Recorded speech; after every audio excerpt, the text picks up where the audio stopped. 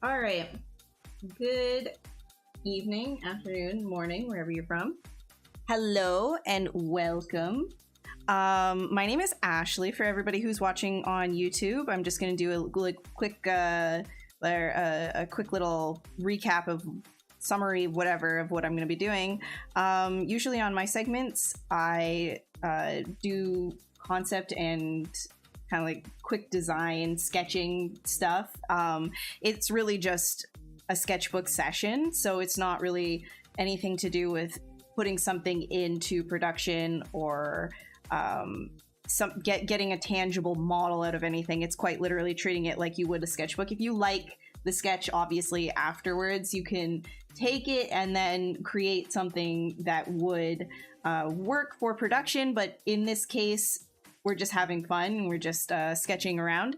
But today, in particular, I do have a little doodle right here that you can see. So this is a little sketch that I quickly did before stream. It's basically like when I was 10 years old, I called it an ion, and I just figured it would be kind of fun to sketch it in ZBrush as well. I like playing around with eyeballs a lot in 3D. I like painting eyeballs. I like everything to do with like refraction. I like water, all of that kind of stuff.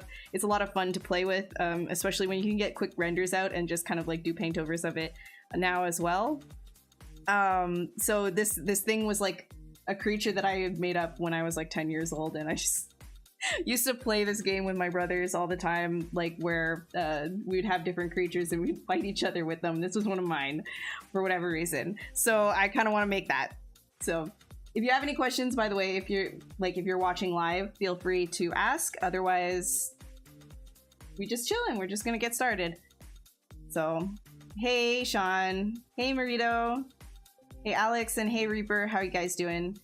The eye bat creature, yeah, this thing I called it an ion. I think it's because it was like you know, like ION, like an ion, but like the reason why I called it an ion was because it was an eyeball, so the letter I don't know, I was doing a lot of like mental gymnastics with this word.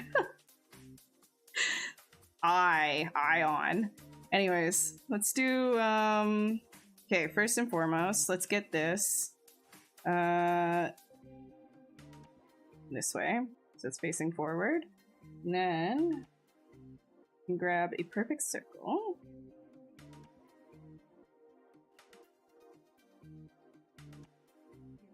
Grab. It'd be easier to do it if it's exactly. There we go. That seems like it'll be good. And then we can make that a poly group. This is usually how I like to do my eyes. And I'll do a tiny thing here. Okay, polygroup that. Nice. Then, you know what? Real quick. Actually, let's undo that so then we don't have polygroups on the back.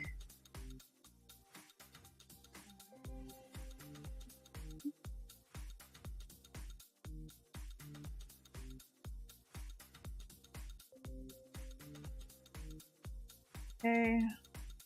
Actually, I'm gonna be picky about this because it'll allow me to have good foundation afterwards.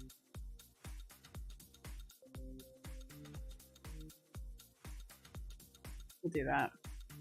And then same thing here. Make sure that I get rid of it on the back. And booms. Hey Ulrich, how are you doing? How's it going? So I'm gonna quickly duplicate this, and this will be sort of like the outside sclera, or is that what it's called? The lens. Not sclera. Very bad at anatomy names. I know what they're supposed to be called, or what they're supposed to look like when it comes to actual names. Lord help me. Alright. So here, I'm going to push that in, and then I'm going to take the inflate and just do that. And this guy, single that up and push that in, and then you can widen up a bunch. Oh, that'll act like the interior. And now I should be good, almost. Why ZBrush, not Blender? Well, for one, we're streaming on the official ZBrush channel, so that's a starter.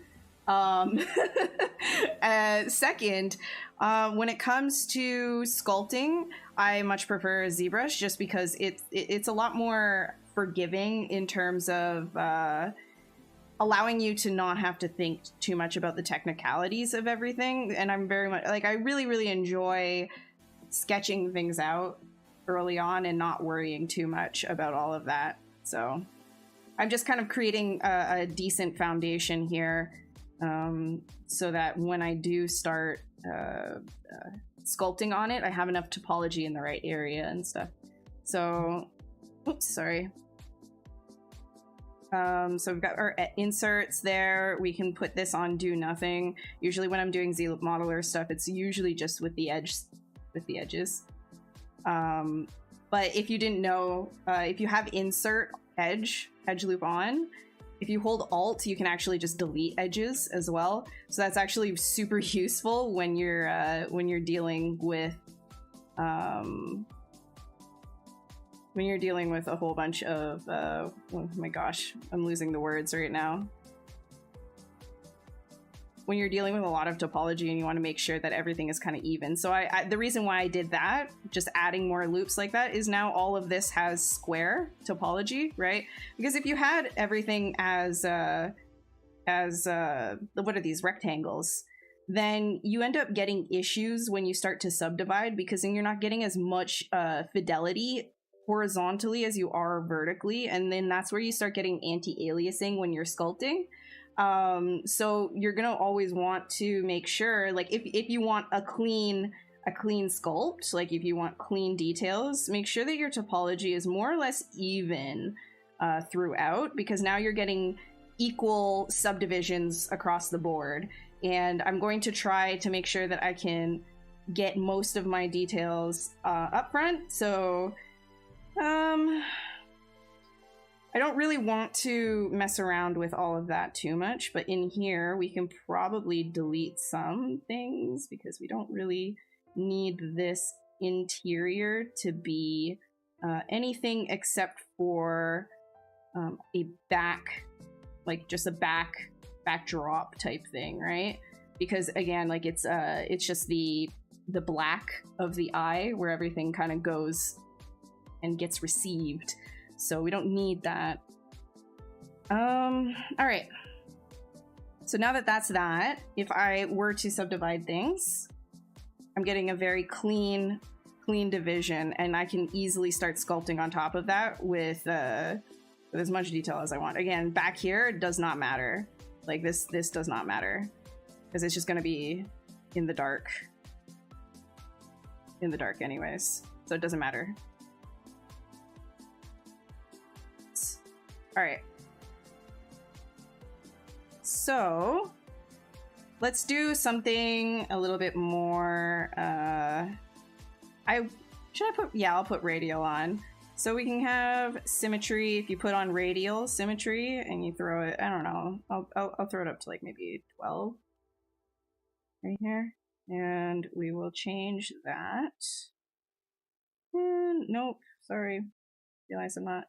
There we go, on the Z axis. And now we can just kind of start getting some things in there, right? So we can do any kind of a design. The fun thing about like eyeballs, I find, is when you're sculpting like make-believe sort of like monster eyeballs, you can go as crazy as you want, as long as it's not, you know, you're not doing something specifically for VFX that needs to look really realistic. But if you want to have like your own artistic flair, the eyeball itself, like you can do all kinds of cool patterns and things. I mean, in anime, I'm sure you've seen a whole bunch of really cool eyeballs, right? It's the same idea. So you can actually just like go nuts with it. And I'm thinking I'm gonna do probably a lot. Actually, let me duplicate this out first in case. in case I want to do like multiple variations. So I'm gonna do maybe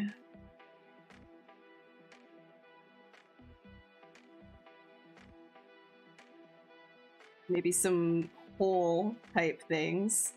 Might be kind of interesting.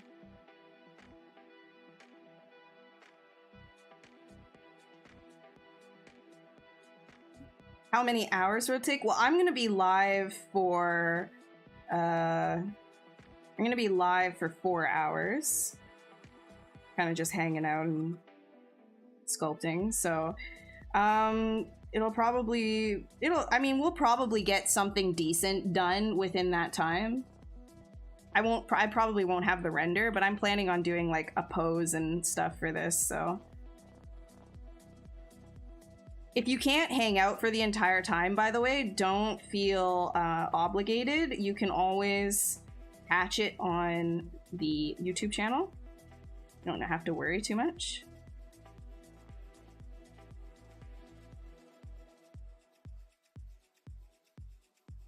So you can see how this is probably gonna look kind of neat. We can even do some coloration on this as well. Might as well. Give it one more sub D. Yeah.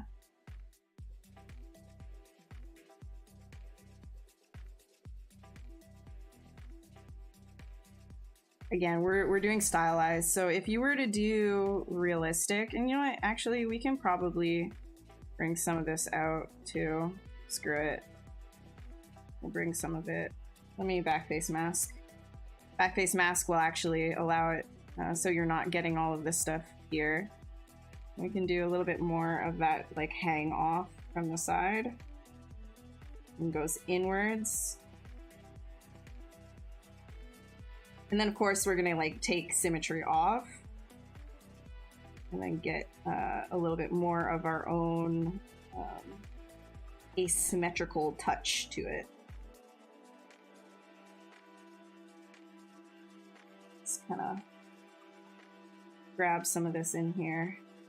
Because this is sort of like the nasty, if you ever looked at like eye macros, they're really, really cool, but it like kind of all goes down inside.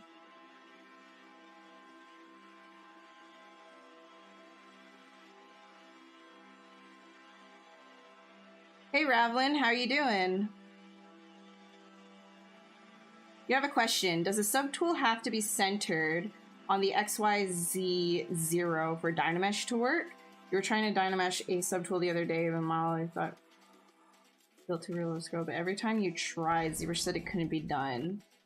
So, well, how big? There's a couple reasons why it might not be Dynameshing. You might have some kind of like weird topology going on. If it is like way off the 0-0, you might have issues. I don't ever deal with anything that's that far off of the 0-0. Usually I'm doing everything in 0-0 because that's kind of how ZBrush operates in general. So if you are having issues, like, have you ever tried like repositioning it and just kind of seeing if it'll work? Because like for me, like I have not had issues with that with real world scale things. Like if it's too tiny, it might have issues as well. Because a lot of things are specifically based on like you said, like the 0-0 and like the document area.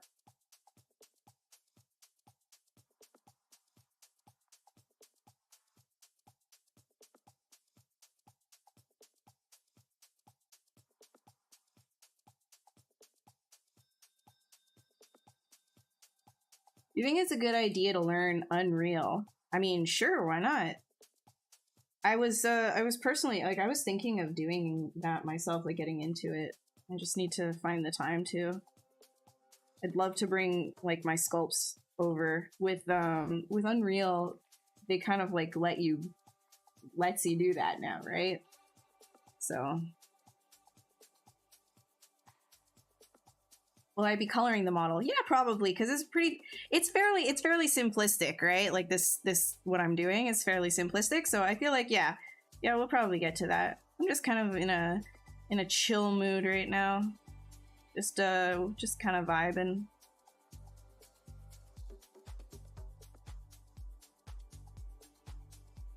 That's so cool.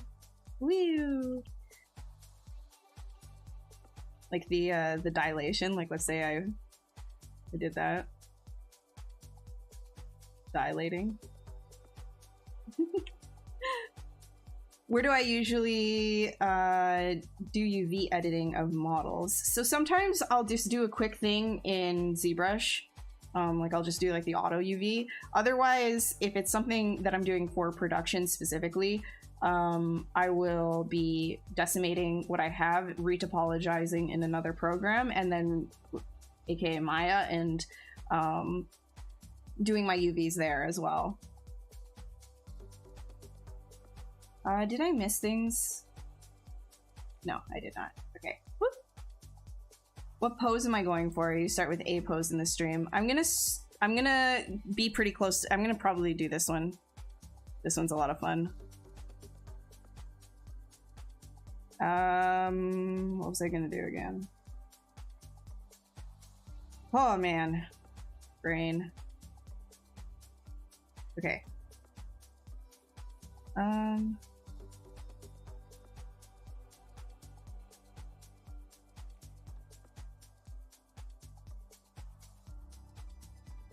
Wait, let's do paint. Get that in. Then we can see things a little bit better. There we go. Yeah, that one's gonna be a lot of fun. All right, we can come back to the eyeball in a sec.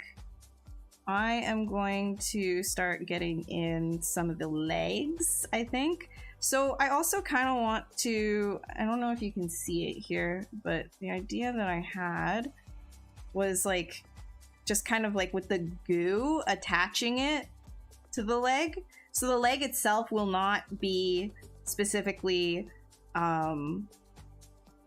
attached to the eyeball itself, but the lens goo will be, if that makes any sense.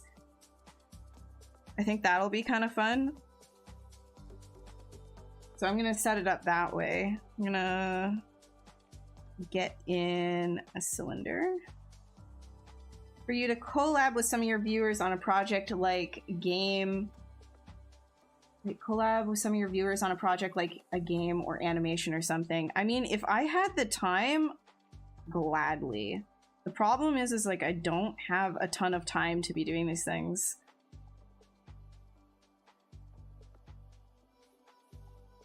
Like already so much of my life goes into contract work, you know? Otherwise, I would. Sorry for the disappointment.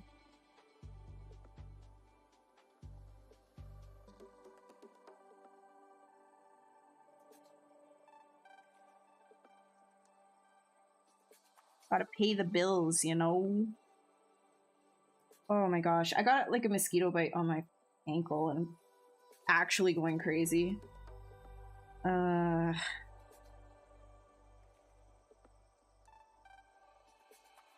Okay.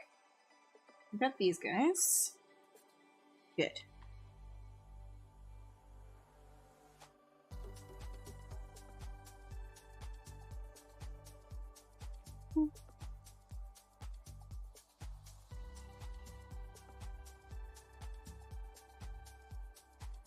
Honestly, I feel like getting a mosquito bite on your foot is one of the worst places to get a mosquito bite.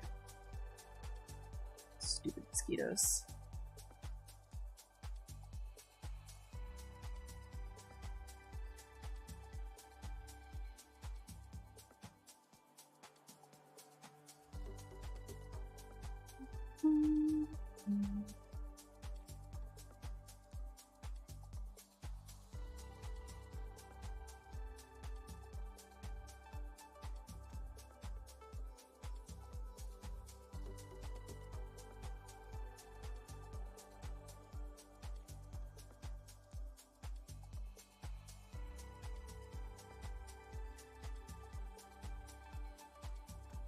Hey Sean, thank you.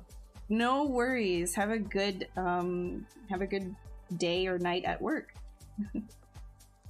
Yeah, the little feet looks so stupid right now.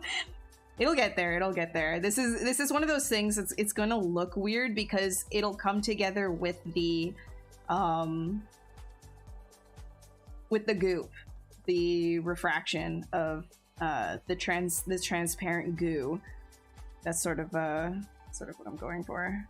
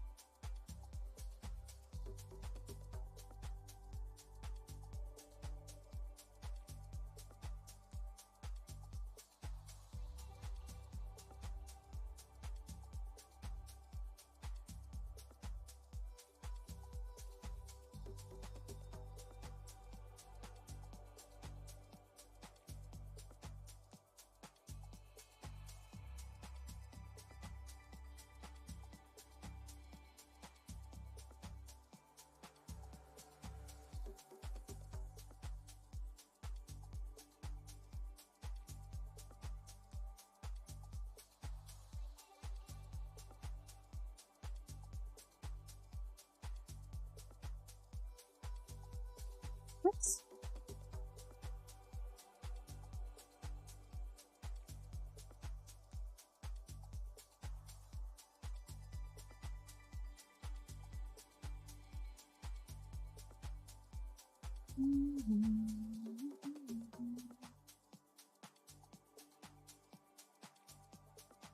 Mosquitoes are not great. I love the way that they look, and everything else about them sucks.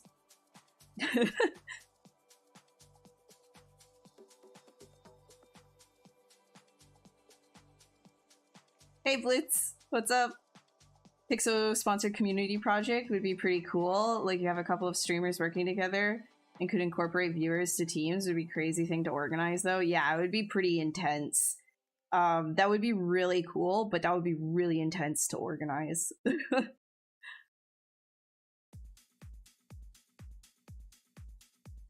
I'm sorry, Rod. I'm sorry. I'm sorry. If I could split myself into as many people as I needed to basically take part in every single project, I would. But alas, there is only one of me.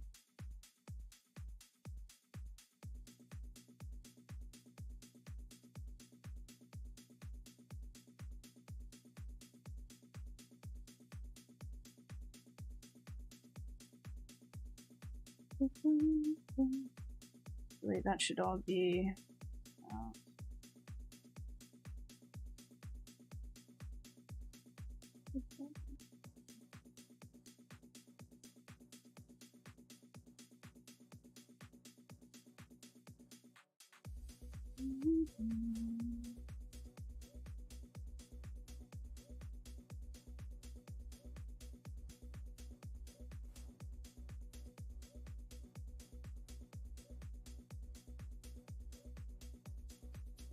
wasps suck. Yeah, like if you're, especially when you're in the park, you're just like trying to have like a sandwich or something, and they're like, I have an idea, why don't you give me that sandwich? They're honestly like worse than other animals who beg for your food, because you kind of can't like get them away. Like, they're just constantly there. Here in Canada, the wasps are ridiculous. Like, they oh my gosh, man. There's an entire season where it's just wasps everywhere. And it's because like they get really like hyper in the summertime at a certain temperature, and then until until like late fall, they're just at it. They just really, really want everything that you have.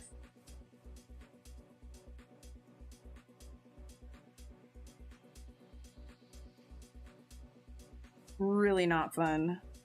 Not my favorite thing. Like, yeah, sure, like ignore them, but they're just gonna land on all your food constantly. Or like, God forbid you wear perfume out, or like the shampoo that you used was a little bit too fragrant. They're gonna be on you. They're gonna be on you. Like, hey girl, what's your number? I don't even care. No consent. I'm just gonna come up there. Like, damn, dude. Personal space, please.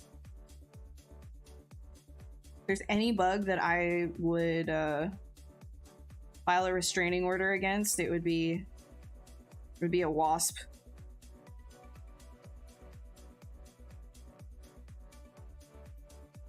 What's up, Masta?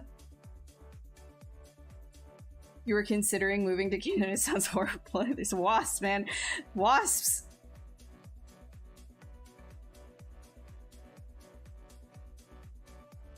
They're out to get you.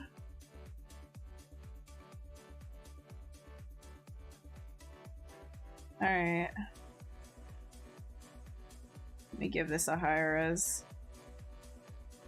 Dynamesh Arena.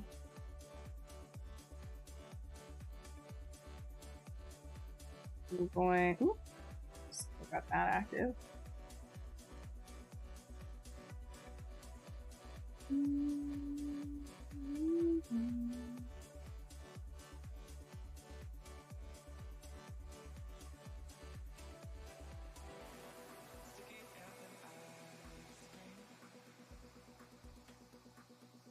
Split masked.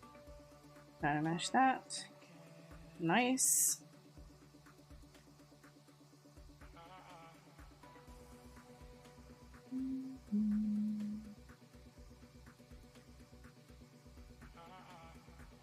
Dynamesh this again. Nice.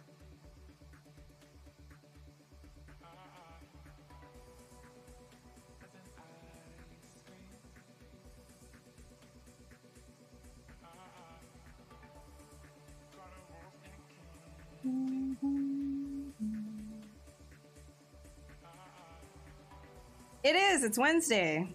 Would you look at that? Would you look at that? It's Wednesday. Wednesday, my dudes.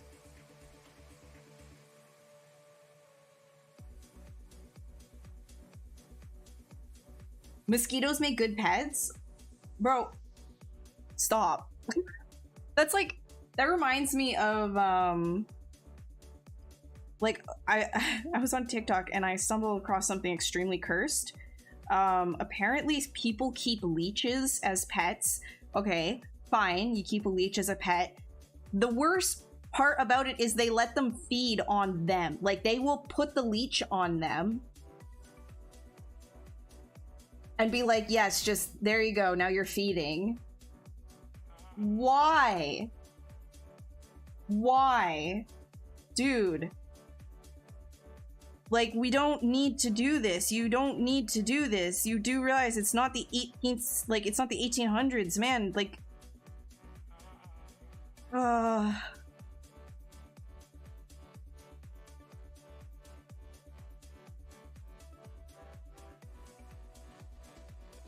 freaking nasty, man.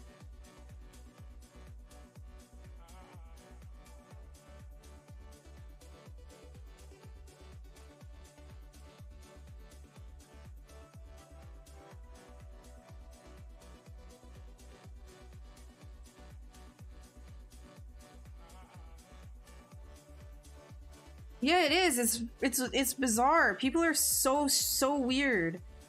Like I'll forgive having a leech as a pet, right? But I don't understand the, oh, I'm gonna let it feed on me.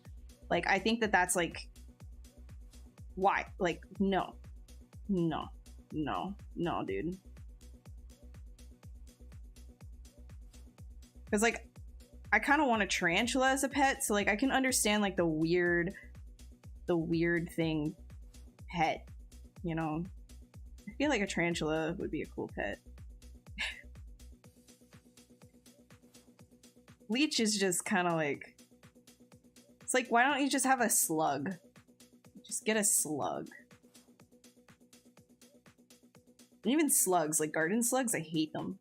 Like, I like them, but I hate them.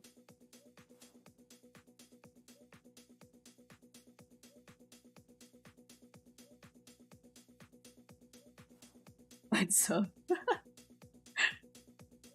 They're showing love by kids. No, dude, they're literally sucking your life force. I don't. Well, I mean, I'm sure that. You know what? I'm just gonna stop it there because I guess everybody has their thing, you know? Everybody has their thing that they like. Shouldn't be one to judge. No, fuck it, I'm judging. That's fucking weird. Like, it's weird. It's weird. Don't have, like, a leech, man. Like, oh, okay, here's my pet maggot.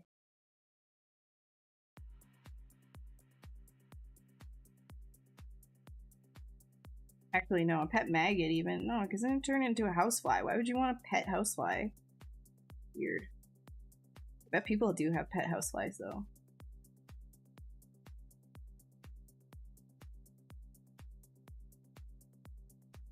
Sorry, I'm rambling. I can't. It's not dangerous and no thrill, but man. Taking my fly for a walk, just like, okay. I saw a really funny video of a girl. I'm sorry, a little bit off topic. I'll go back to talking about art in a second. I saw this TikTok of a girl being like wondering why some dudes like do this, you know? And she was like, "You look like a housefly," and I just like I lost my mind, you know? And she's like, "You look like a housefly." That's what that reminded me of.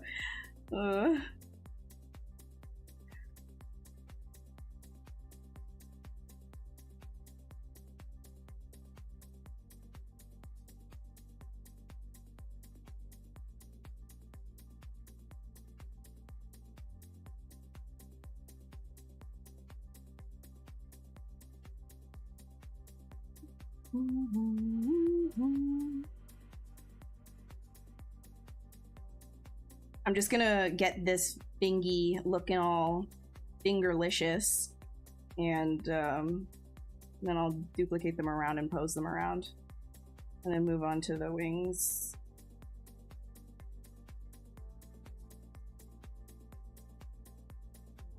Oh, also, wait, oh my god.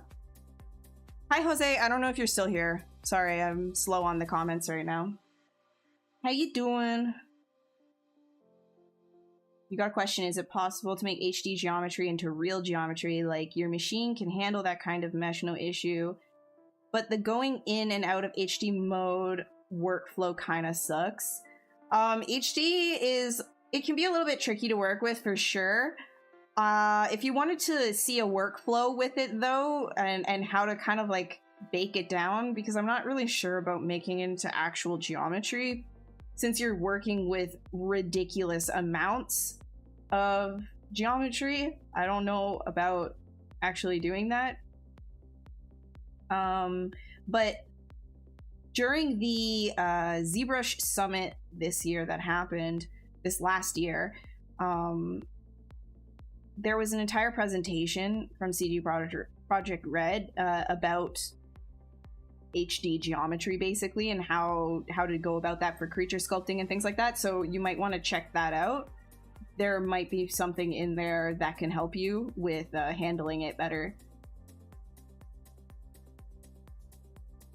When you first start your models, you work with super low res until there's lots of stretching. You were curious why you don't use high res right away. It's to control the underlying shape a little bit better. That's why. So when you have a lot of geometry right off the bat, you can't control the underlying shape without a whole bunch of blobbiness. So I like to work with as low res as I possibly can to get a good foundation and then build up from there. There's a little bit of exceptions. Sometimes when I'm sketching, I'll just kind of like keep adding just as I go, just because I'm just kind of like chill and having fun, which is totally fine. But you're gonna want to make sure that your foundation is solid enough.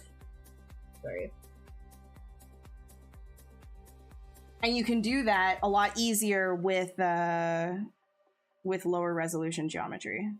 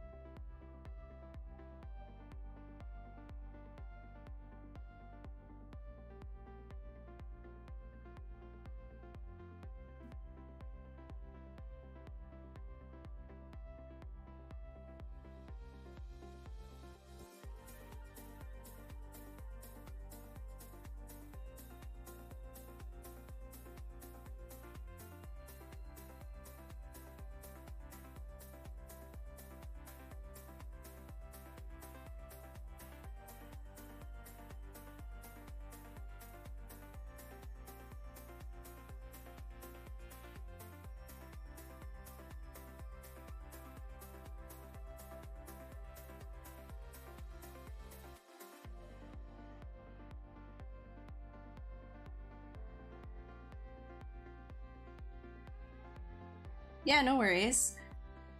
Also keep in mind, like when you're lower resolution and you want to like smooth things out, you can see how easy it is for me to like just smooth everything, right? So if you were working at like a high res, you can't just smooth and kind of fix things. You're gonna have some issues there.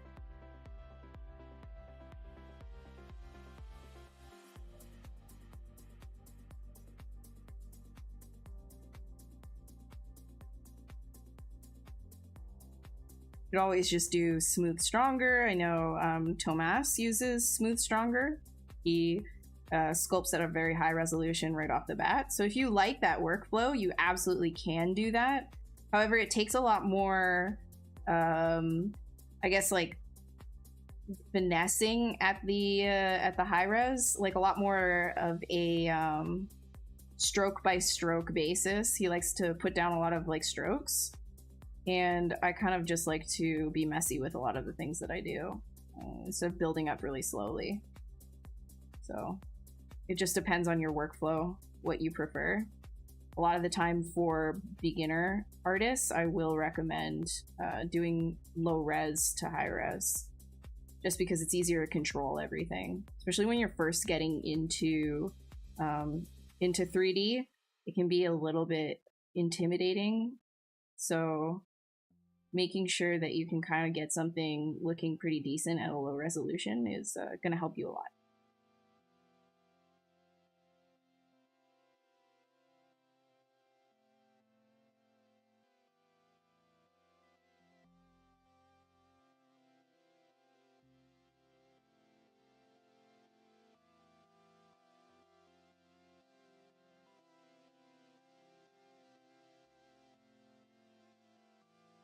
This is kind of a made up anatomy right now because again, it's kind of a fantasy creature, so it's like we're just doing some gnarly bones and muscles all kind of conglomerated on top of each other.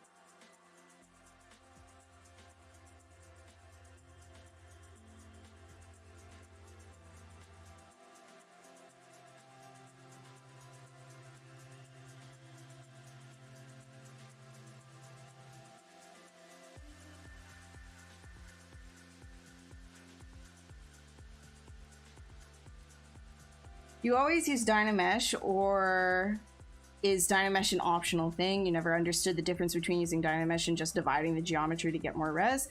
Dynamesh will give you topology that looks like this, which is a lot of like, it's very random and unpredictable. So if you want cleaner topology, you're going to want to do a ZBrush or your own topology and then subdivide from that is that workflow. If you can subdivide from a Dynamesh, just, you know, if you start doing that and you've got a bunch of stretched geometry, right? Like let's say I were to pull out, you know, something like this, and then I subdivide that, well, right, like it gives you a little bit more resolution, but you're kind of losing that shape. So if you wanted to maintain this shape, which you can see a lot of the time I actually use these artifacts to my advantage in a lot of the other sculpts that I do. So if you wanted to maintain this shape, you're going to re-Dynamesh again instead of going Control D, which will eliminate that shape, and it won't give you good topology here that you can sculpt on top of either, right? So that's the whole reason why you'd want to re-Dynamesh and not just subdivide over and over again.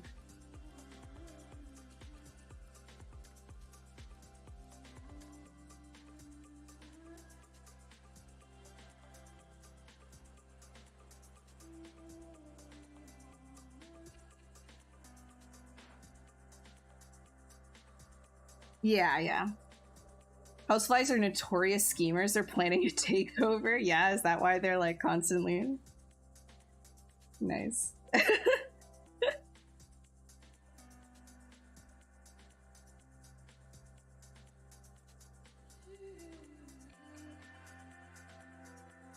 Good.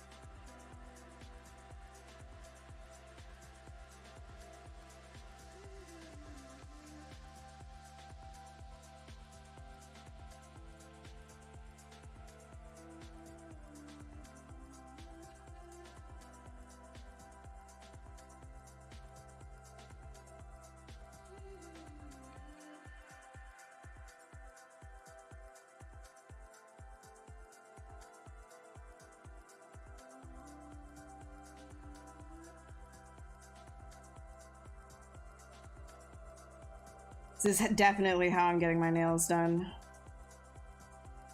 No, I actually just completely chopped them off. They were bothering me.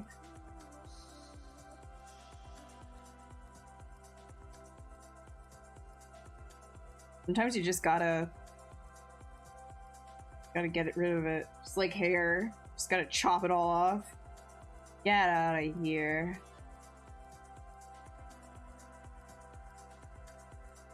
Oops.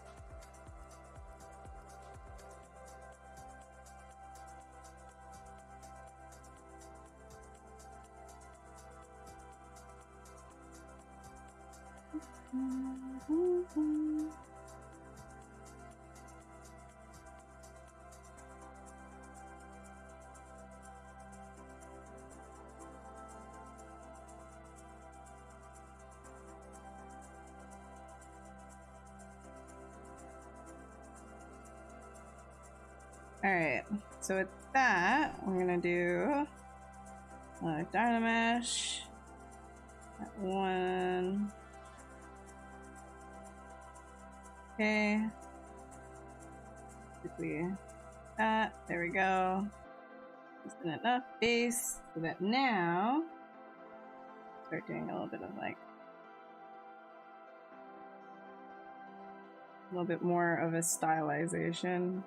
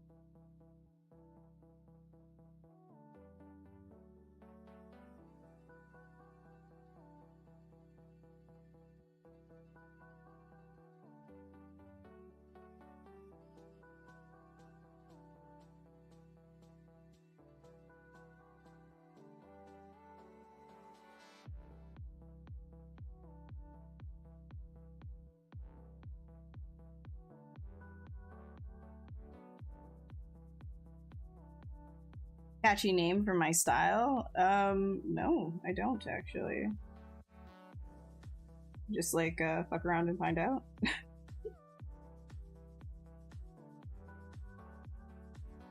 Imposter syndrome? Does that work?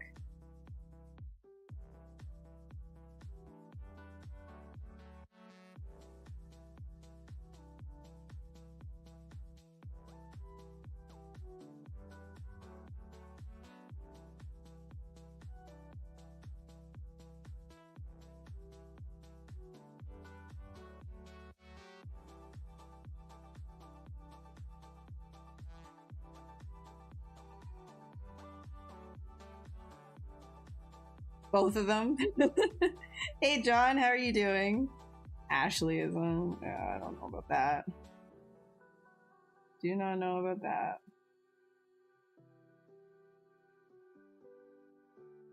Yeah,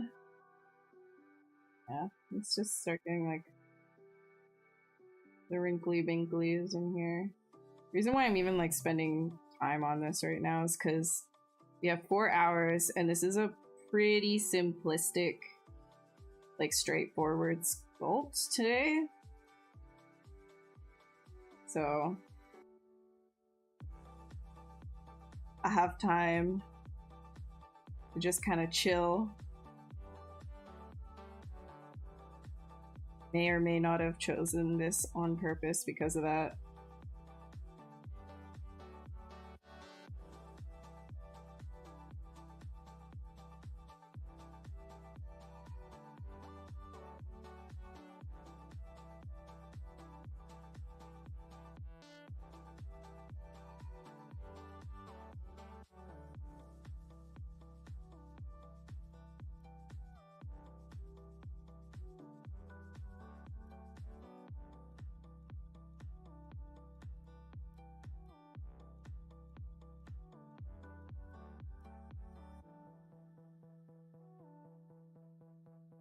Cool. So I can probably use there's where is it? Saved Pablo's brushes. Pablo, if you don't know, has some fun brushes to play with. And his packs are pretty well priced too. Like they're $15 a pop. So like, he's got like a bunch of like skin alphas and things. Like again, like if you're not looking to use like XYZ for like hyper realism, these work as well if you know how to use them for the hyper real stuff. But it would need like extra work. I specifically like using some of these things for like, I guess like some quick wrinkles. I was playing around with this stuff and it is a lot of fun. I really like this like wrinkle brush specifically. It's just like really like flowy, and then you can kind of like get in what it's just really like a sharp line, but it's nice. I like it. I like his brushes. Do you think big companies are paying influencers to target competition and other strategies? For what do you mean big companies are paying influencers to target? What exactly do you mean? Do you mean that in regards to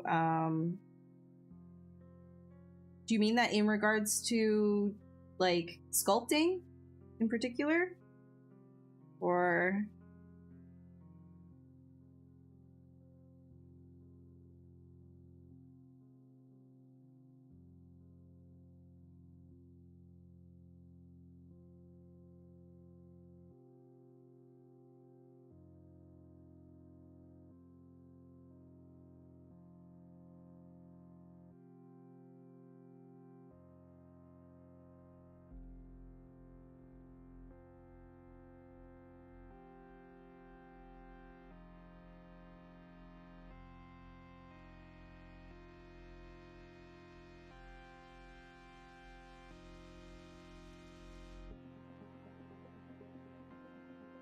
no, that's too thin.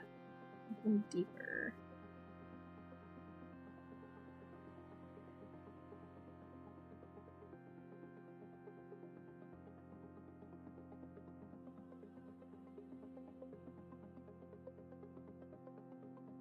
Let's see.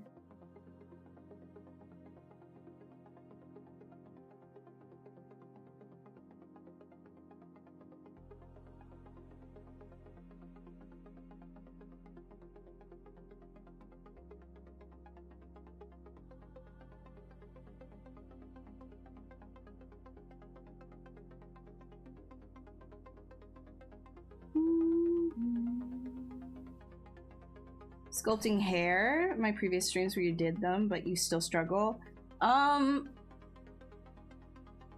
Okay, so resources, not so much. I have seen, like, I see things, but then I don't save them like a dum-dum. I think the best thing to do when you're sculpting hair is to think about it as an overall shape, right? So usually what I do, if it's sculpted hair, of course, is I will put down a overall basic shape. So I'll sculpt it from like a sphere or something like that, and then I'll start breaking things up into parts. So if you look at even like, let's just take my hair for example. Right here, like this piece, this would be one, think of it like as one piece here. That would be your main bit. You know, you can think about it in shapes, right? And then underneath you'd have another piece, and you'd want to separate it into chunks. And then from those chunks, you can start to carve out details a little bit more. If you're using the curve alphas, again, use that base as a guide so that you know where you can draw your curves. It does take a lot of practice to get good at, and a lot of patience as well. So don't be discouraged if you're getting a little bit blobby right off the bat. Hair is definitely one of those trickier things to get good at, but like anything else in sculpting, work from small or larger shapes to smaller shapes, and it'll help a lot.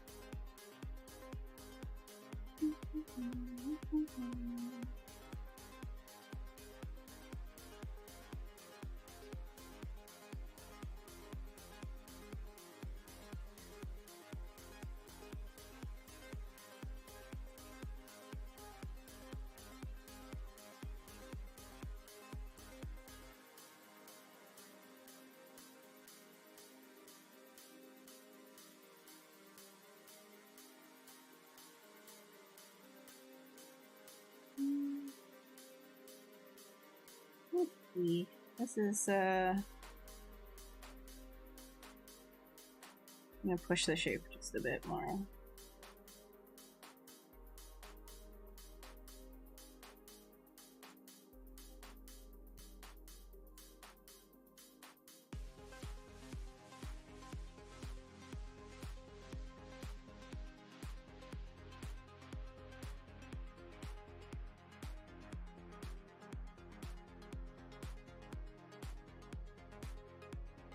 What's the difference?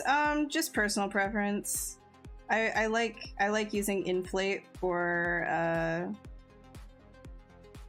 like veins and things like that, just because it's like an easy, quick, well, inflate really.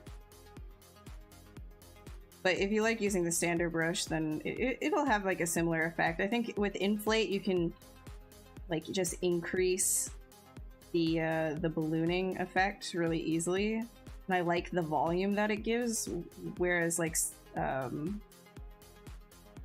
what's it, standard doesn't really have the same, I guess, like volume. Kind of have to work it, but I like just like hitting things with the brush a little bit, like just tapping stuff. So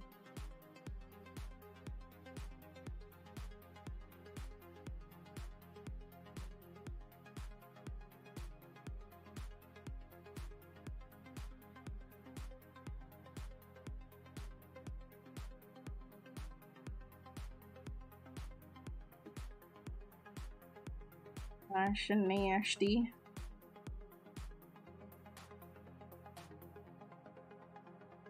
And then this one, I'll do clay tubes, because then you get like this kind of nice like build up on top of this, if I can give it more resolution. But then you can kind of start getting, let's do a circle alpha. Yeah.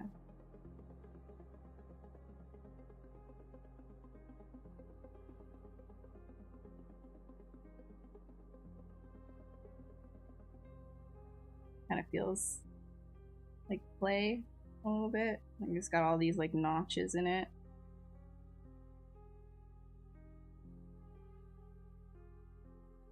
And also it's like good for scaling as well if you wanted.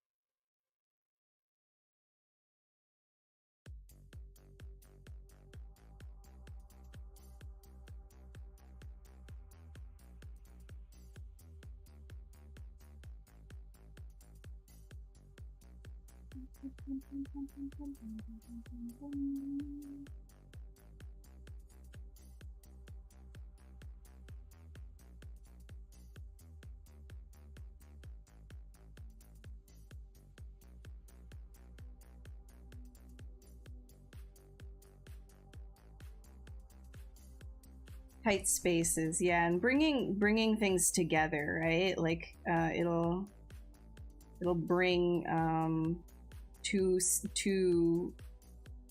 edges, two surfaces together really well.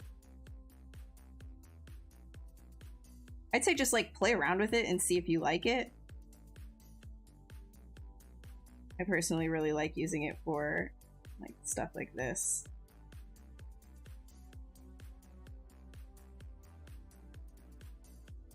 Kind of taking stuff in it gives like that ballooning effect as well, right? Whereas like the standard brush will just like push it up in the one direction. Inflate is kind of an overarching volume tool. So it just gives like volume all around like a balloon.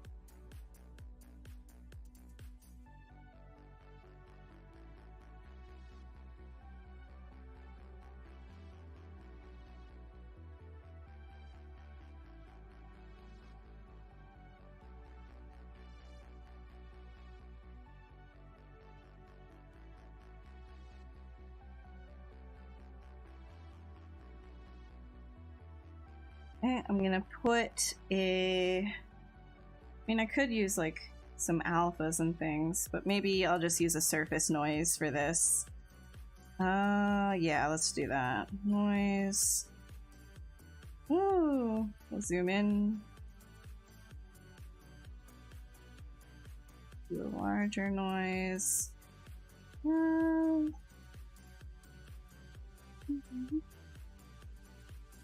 Hey Eric, how are you doing? I keep getting thrown off by this bot.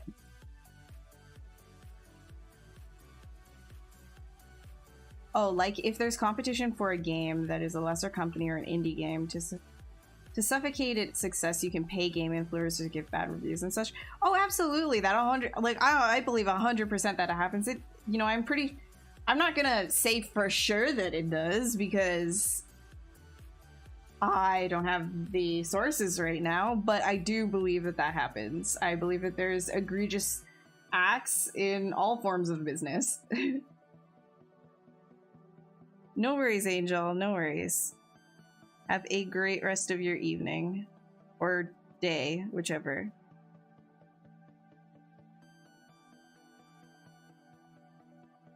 Actually, I'm gonna have this, like, poke out, I think.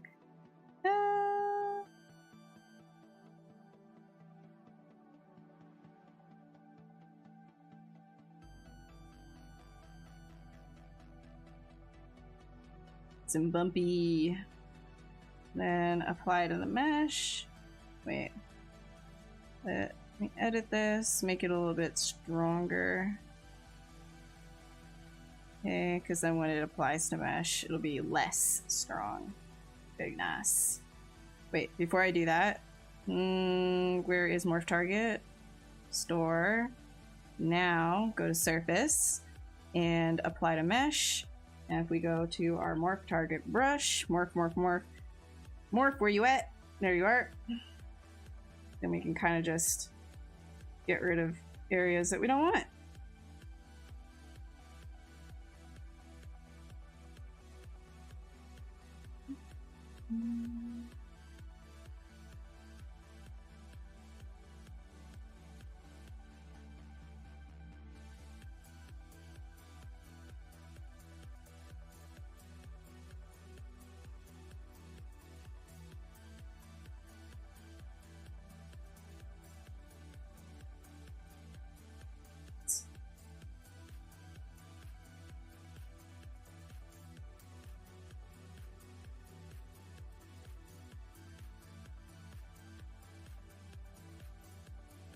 Hey Leonard, I'm doing good. Just kind of chilling today. Doing something pretty relaxing. Kind of turning the brain off. Answering questions if you have any, by the way. So if you have any like questions about why I'm doing something or anything like that, anything like, oh, how to use a certain tool, feel free to ask, because that's why I'm here. To help.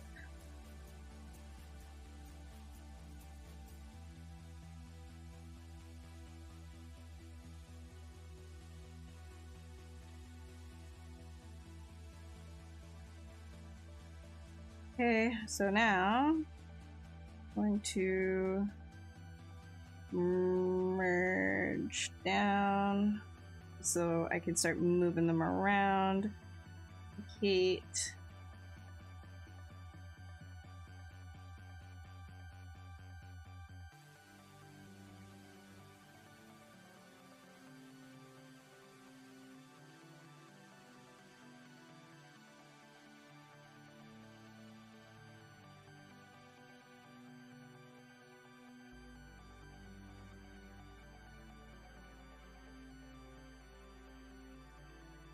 Okay, and then I will duplicate that.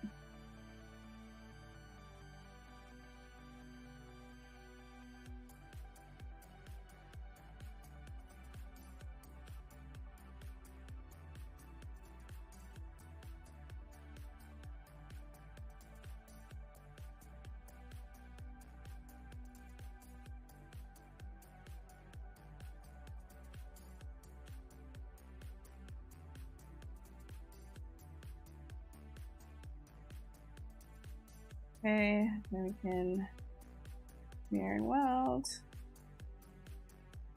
Okay, that's fine. Mirror and weld. Mirror and weld. And do a mirror and weld. Perfect. Rar. XD. Oh my gosh. This pen, sorry if you keep seeing it snapping like that, the in and out thing that's happening. This pen specifically, I think it's getting old. I need to replace it. It's not noticing a lot of the times when I let go. That's okay. Okay.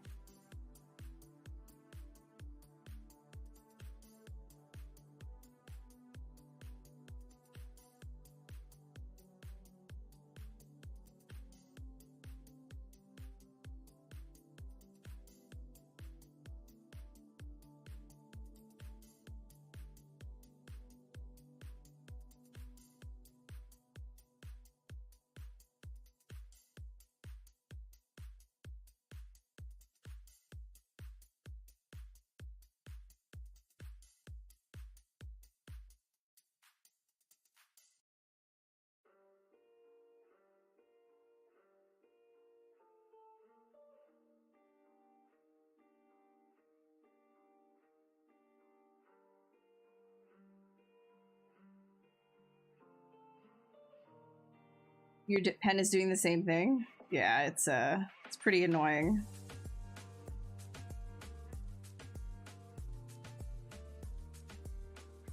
Definitely a pretty annoying thing when that happens. Sometimes it's just like you need to reseat the nib. Getting a little bit weird.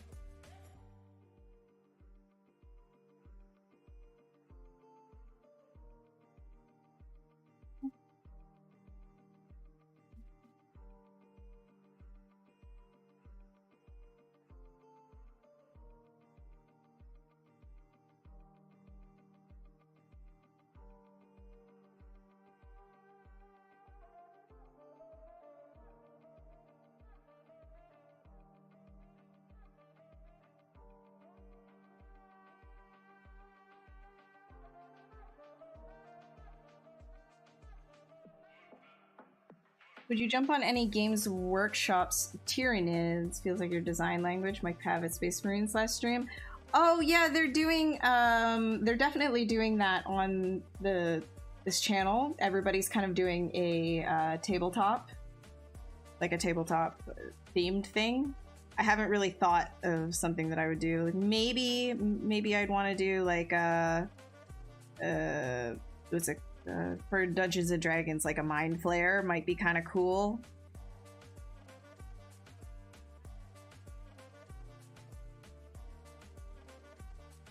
Maybe I'll do that for my next one.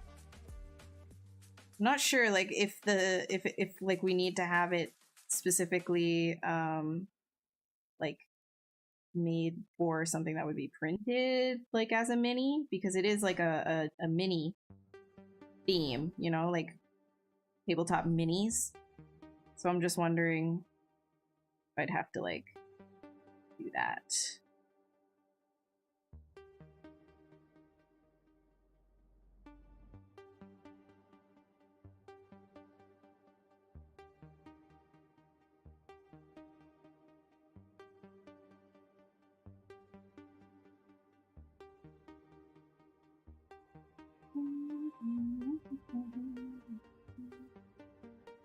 Thank you, thank you. Think I'm gonna make the legs longer.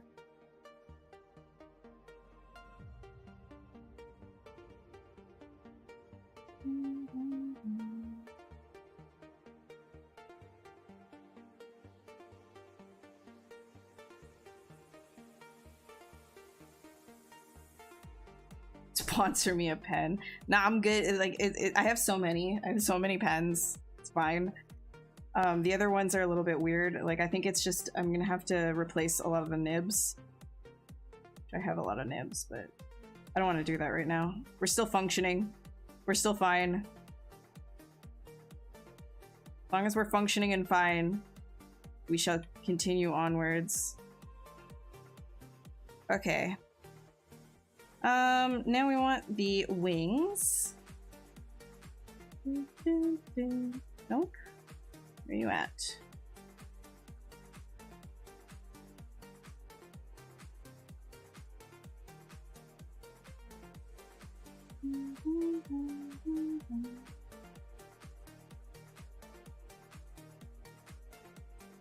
Hello, Asin. How are you?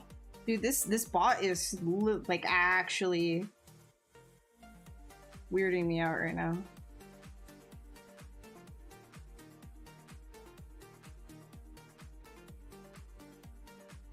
Hey. Hello? There we go.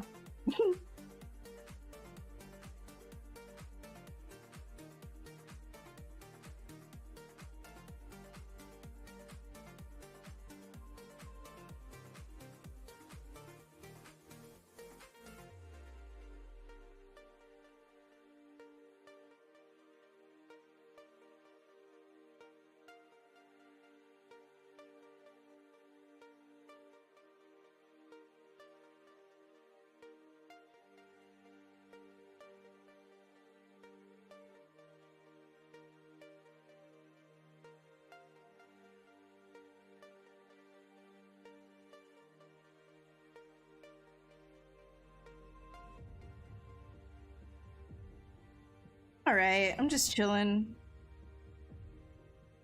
Chilling, making some silly thing from my childhood.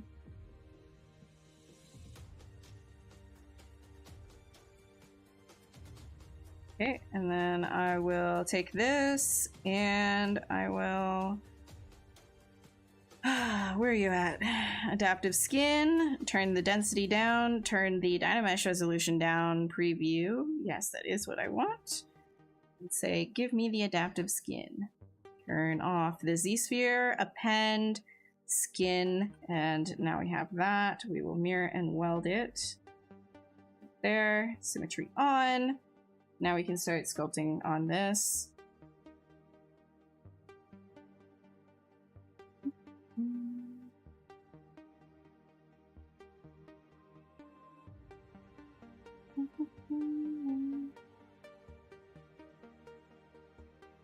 Yeah, it's my sketch. Just a little doodle.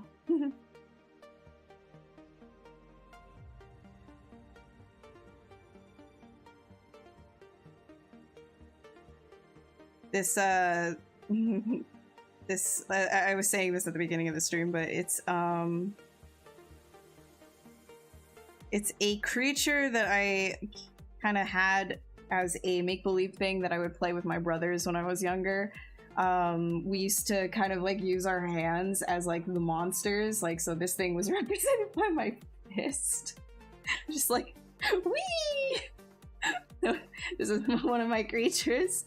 And then they would have like, you know, spiders and dragons, and then we'd try and one-up each other all the time, right? So this one, to me, when I was like 10 years old, was like psychic, and you'd use its eyeball and it would just like throw psychic beams from its eyes, and it would make like banshee screech noises with psychic abilities and stuff.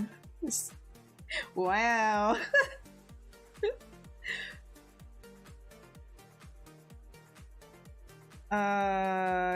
Curve. Oh my gosh. God, there we go. Curve quad fill is a lot of fun, by the way, because you can just draw on the shapes that you want, like the, I guess, like, well, the geometry that you want. I'm just gonna turn on lazy mouse. Radius, pretty large, lazy steps, low. There we go. Woo!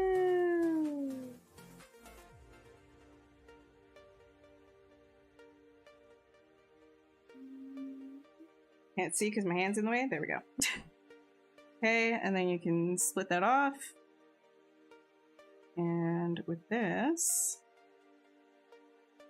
See, it's funny, I was thinking of using that other method that I had with just like, that's just using the alphas to create the wings.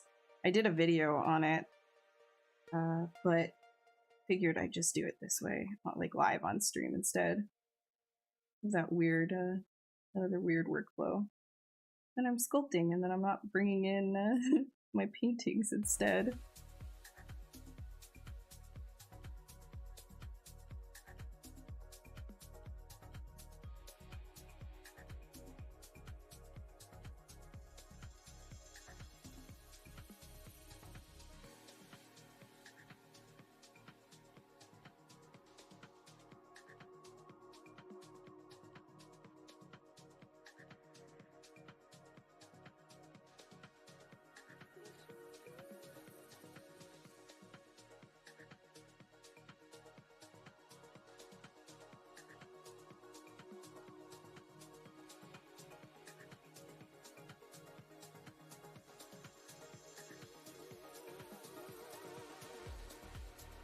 That's what you do with your cats? You assume they were seeing crazy monster cobra? Yeah. This is curve quad fill, so you can kind of create whatever shape that you want with it.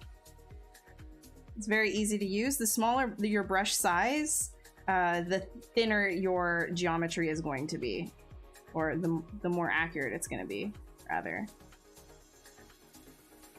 If you have a larger brush size, then you're going to get something less accurate, more chunky, right? So you want like to use maybe a lazy mouse with a smaller brush size so you can kind of get what it is that you want to do.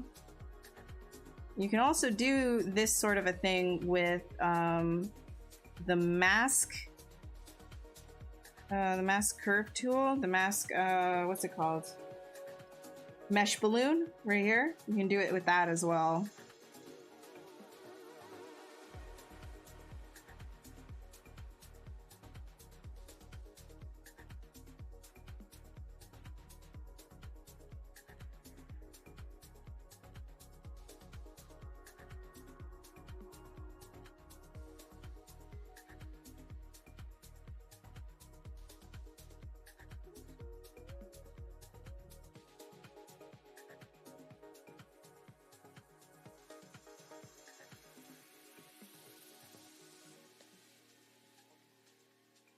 This is going to be interesting because I'm going to have to like blend this in with like the goop. The goo.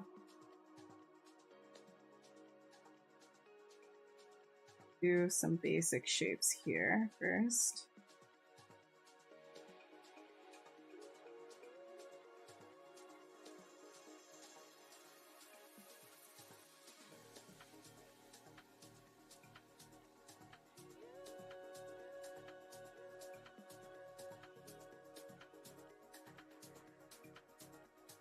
Yeah, all of this is gonna have to do goo blending.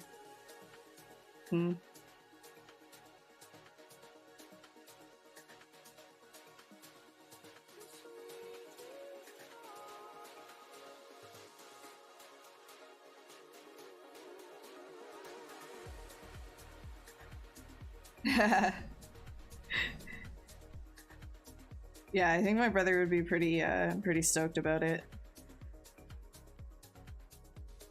He'd also be like, I hate that thing.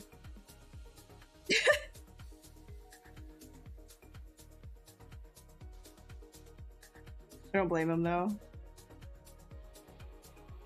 being the older sibling, I always had to one-up. Other older siblings would understand. Older sibling syndrome. I always had to win. If I didn't win with my creations, then was I really an older sister? Had to assert the dominance by winning with stupid creatures.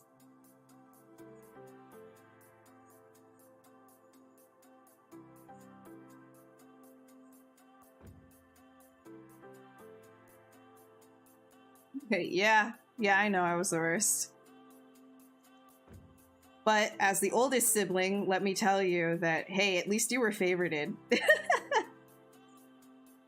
At least you were able to get away with literal murder if you wanted to, youngest sibling.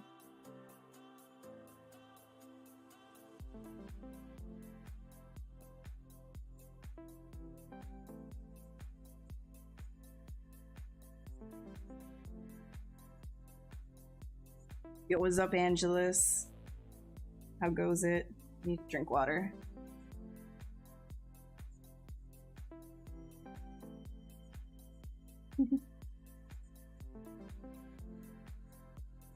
You're learning a lot? Oh, that's good, because I'm just kind of doing a whatevs.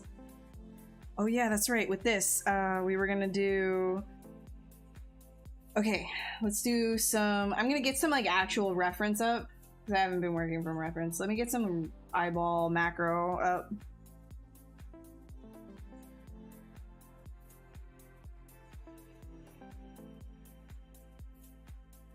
Yeah, it's got grippers. It's got talons. Oh yeah, I haven't saved either. Good point. I never save my work. Never do. Sculpt. You missed some J Hill way of making eyeballs? I think he has, yeah, he has a, like, it's pretty much the same deal that he does, yeah. Almost the same. It's a really good video, by the way, if you wanted to know how to make eyeballs. It's a banger. Actually, honestly, all of J Hill's videos are bangers. You should definitely check him out. Do you turn the reference? Wait, how do you turn the reference to white? Are you talking about this? Right here? If you're talking about this, you can do it through thumbnail and then change the background to black. And the actual silhouette of it will be white. And then the background, as you can see, will be transparent. So preferences, thumbnail, background, change it to black. Yeah. Yeah, I kind of did lose my work multiple times. It's okay. It's fine. Just means that you resculpt things and you get better, right? Like you just keep getting better and better and better. Right?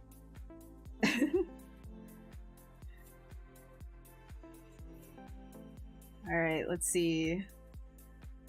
Look at them eyeball macros, baby.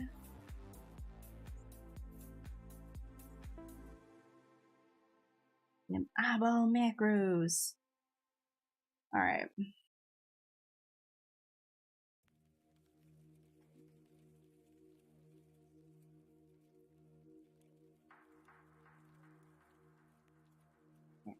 Let's grab these guys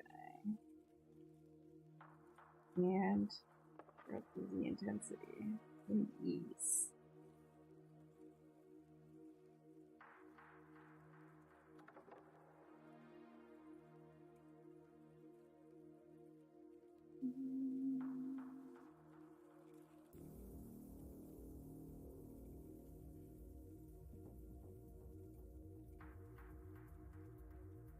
You wait, hold on. Sorry, I had something blocking my chat.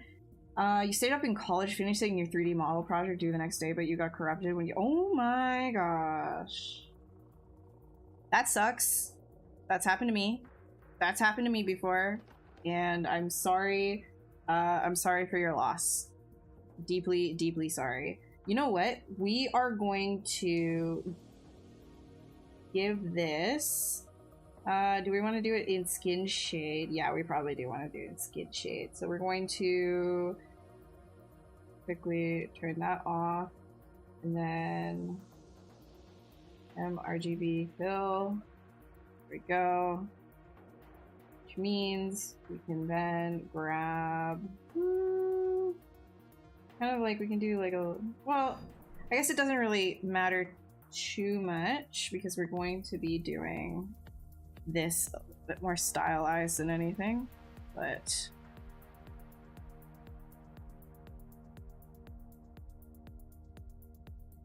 let's get that.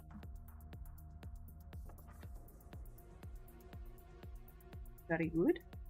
All right. Now, what kind of color on the inside do we want? We want to do it, kind of a color eyeball. Do green, yellow, purple. Which kind of color? Yellow? Yellow, maybe. Yellow. Yellow. Green, fire. Red. Red. We want more red. It's not contrasty enough. Purple. See, like you guys are saying all kinds of colors. Blue. Blue. Eye of Sauron. Yellow. More for yellow. How about we go orange? Like an orangey kind of. All right. Blue to red. Hazard stripe yellow. Got lots of yellow. I think we're gonna do red for me because the muscles. Purple vibe. Man. All right. Well, good thing this is all interchangeable anyways, so it's fine. Woo.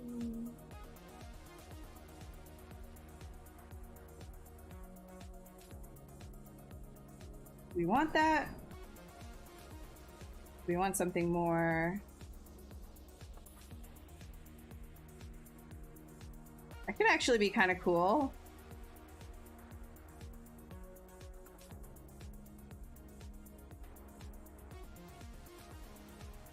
Kind of freaky. The contrast popped super high for a few frames. Oh, my PC dying? It's not good.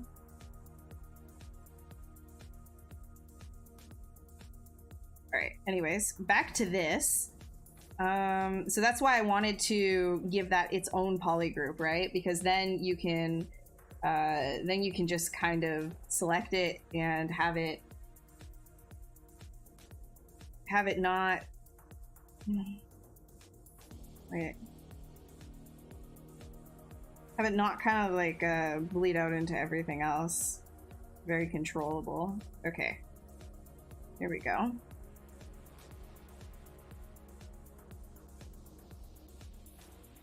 We can probably do a little bit less. We can do a hello? Yeah, we have radial symmetry on. Yeah? Okay. We'll turn this down from 12 to like 6. We'll half it so that it doesn't look as repetitive. The lotus pod? Yeah, I know. I'm gonna do some more with it, like different variations of stuff, I think.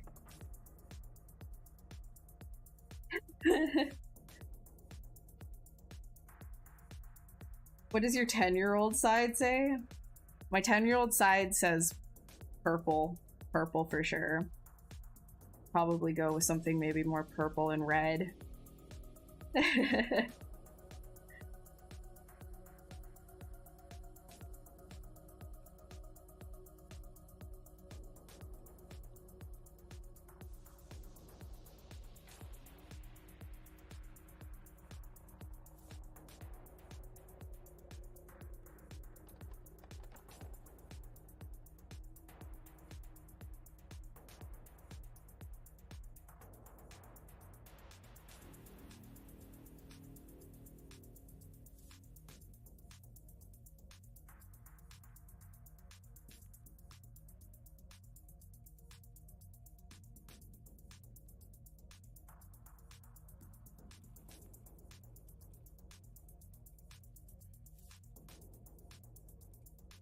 make a purple light shine from the pupil. Yeah, I would be doing that in post though.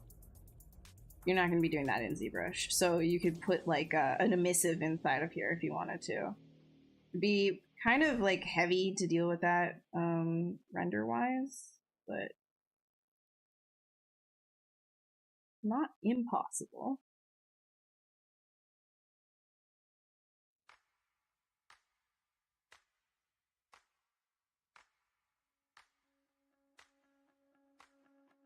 So I'm actually, yeah, I'll think it's, we may have to do this not like that. Okay, maybe I'll do all the big ones coming from, yeah, I'll do all the big ones from the back here. And then I will do a lot of the forward stuff asymmetric. I'm wondering, does that have enough of a, let me see. Yeah, it has enough of a pop to it. So I'm using the inflate with RGB on right now, because if you were to put on, let's say, where's a shiny material? I've got white plastic right here. Turn that off and put it here. Then you can kind of see like this, like it'll pick up the speck, right? Actually, maybe something a little bit better to see. Yeah, you'll see that, like, pick up the speck. So it'll be good when we render it out as well, because it'll feel like the veins are actually there instead of just doing stuff, you know, without any actual layering or height to it, rather. What did I do to make the wings? Well, you can just like go backwards on the VOD if you're curious, but it is a combination of curve quad fill to make the inside parts of the wings right here, and these are Z-spheres. Oh, that is much.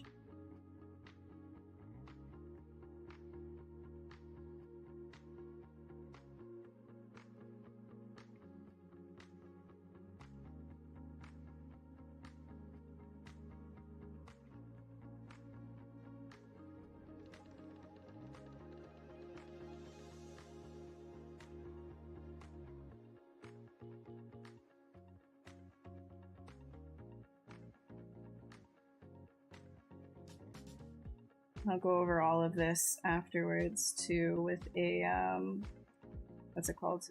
A brushing, so it won't look so like uniform.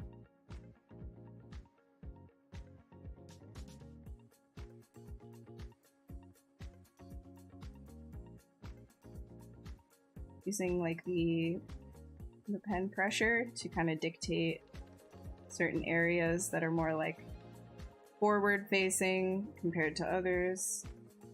These are, yeah, like we're not doing this like hyper real or anything, so don't worry.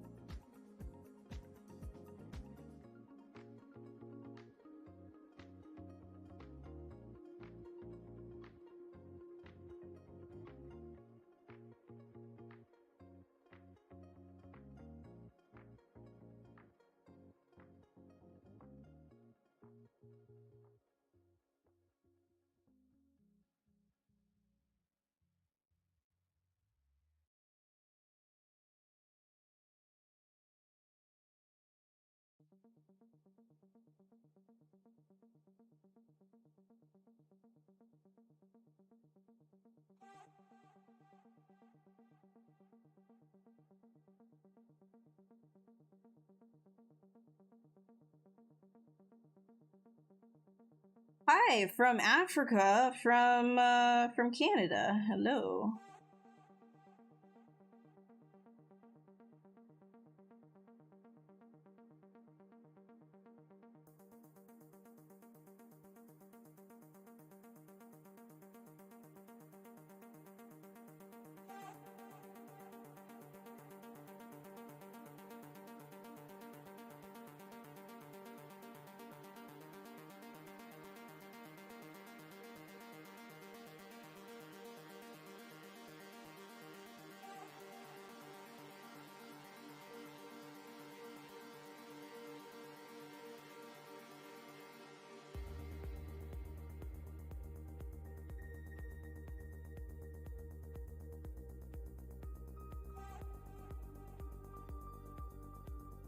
Just a gruesome thought optic nerve. Yeah, exactly. Exactly. We're not doing like hyperreal. We're doing some nasty tendril type stuff, man.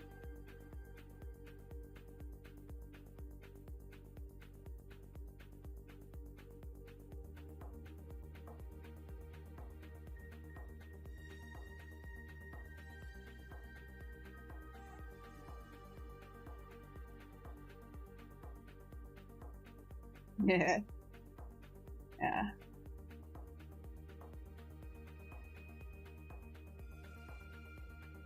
Then I will go in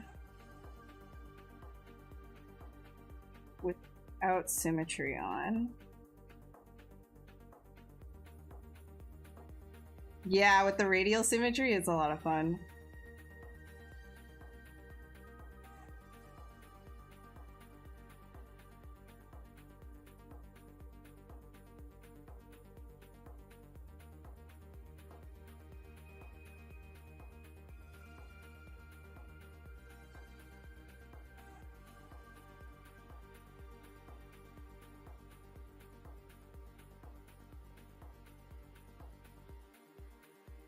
You know what? I'm going to duplicate this just in case, turn it off, because I might not like what I do.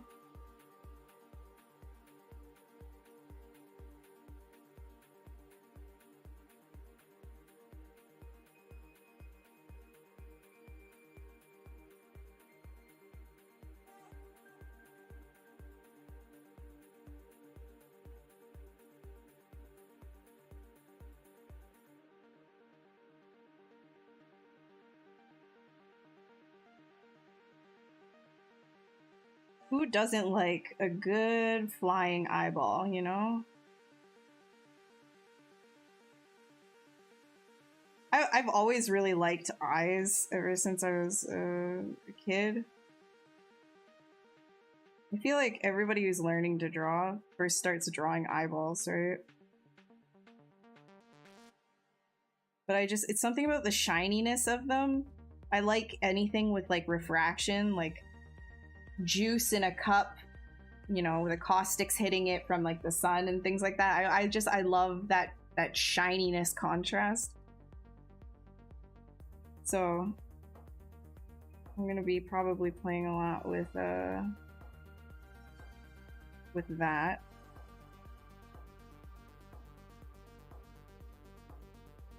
Also, yes, I'm aware that this is pretty intense contrast wise right now, but it will, like, I'll brush over it. It's not gonna be like that. I'll actually get, I think, a smaller brush here.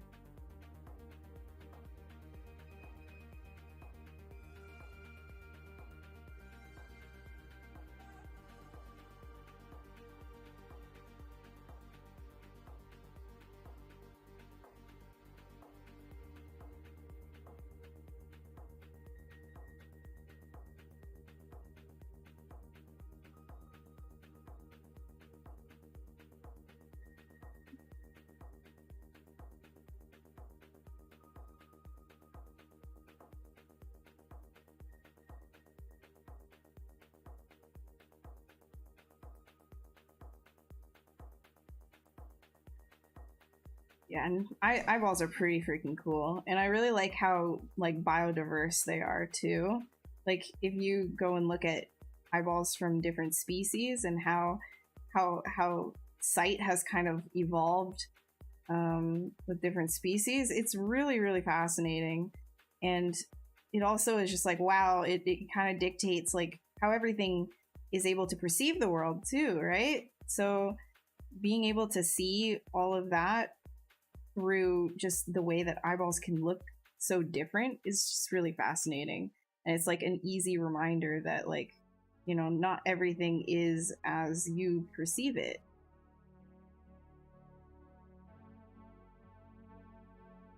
There's probably, and definitely is, so much extra out there in the world, you know, that you'll never really get to experience.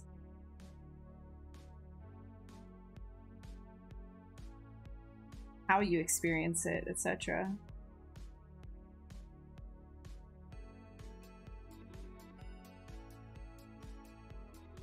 Yeah. Some school circles, you have the girls obsessed with horses, and some you have the girls obsessed with eyeballs and caustics. Yeah, you know, it's pretty chill. I was the weird girl drawing decapitated ravens at my desk.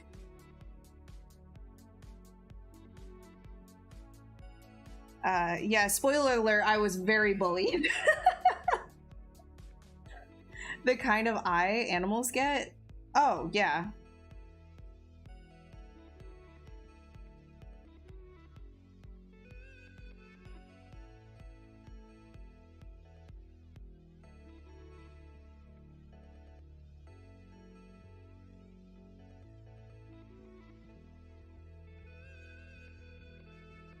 Very veiny.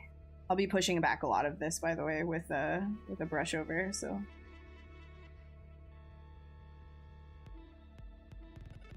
No fret.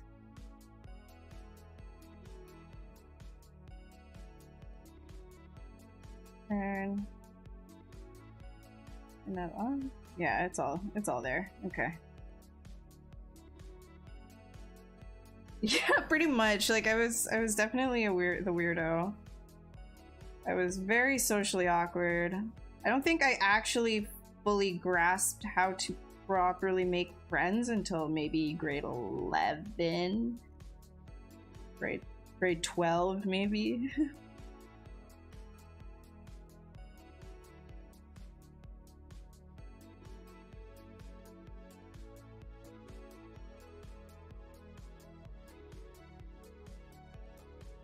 Hey Zach, what's up? All their veins are not vain. Yeah. Looking at this in the viewfinder, it looks absolutely insane. Like, trust me, there's a method to my madness right now. I know it looks weird, but it'll get there. I'm just, you know, I'm just zoning out with like these little squiggles. Just enjoying it. Hell yeah, dude. Yeah, I'll do like some of the bigger ones to speed this up a little bit.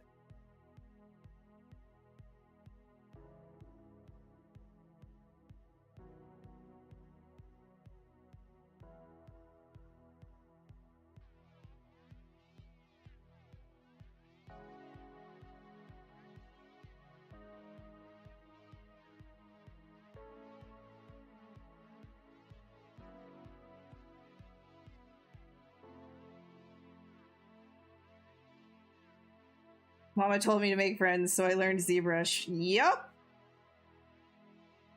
Yep. Hey, man. We've all got each other here, right? We're all friends here. This counts as friends, right? Right? Honestly, the best friends that I've ever made. They're all online. They're all many miles away from me. And that's okay.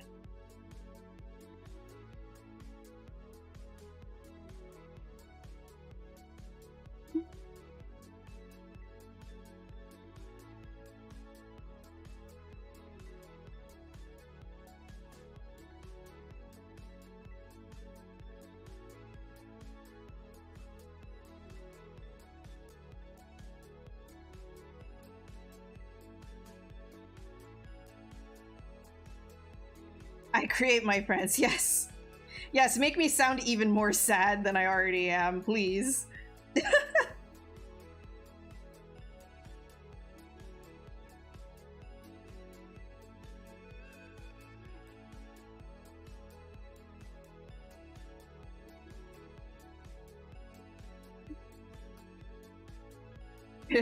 You have friend in me. Cue the Toy Story song.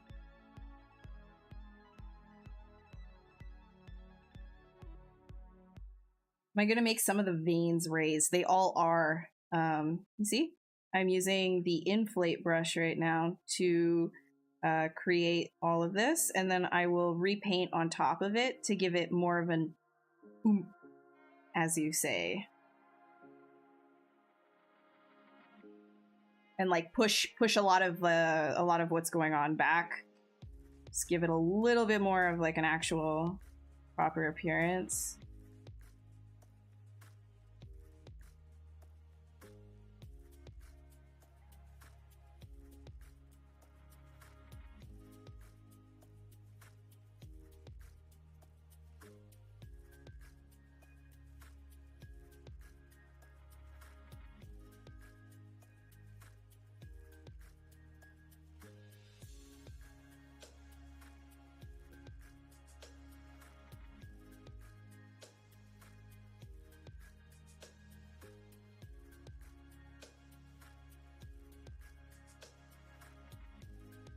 There's definitely a faster way to do this too. Like you don't have to be a weirdo about, you know, doing individual veins. I just kind of like it. It's kind of fun.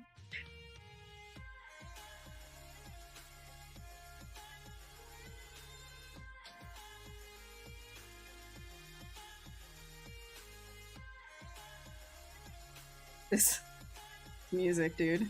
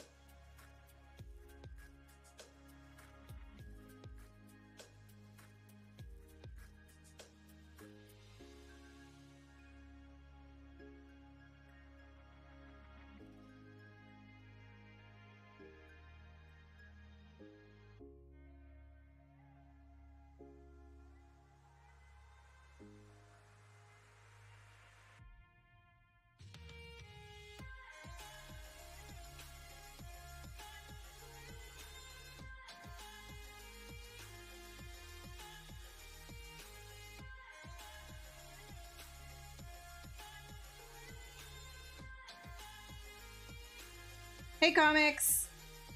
Don't be sad, you do the same. Yo, hell yeah, dude.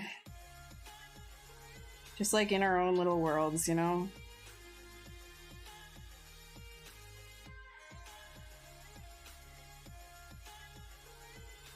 When mommy and daddy are fighting, you go to your room and draw.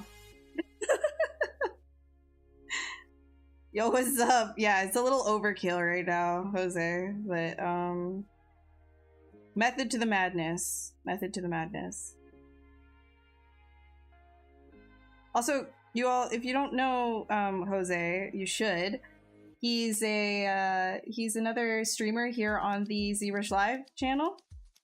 I don't know when his next stream is going to be, or when his last one was, because I'm bad like that, but definitely check him out.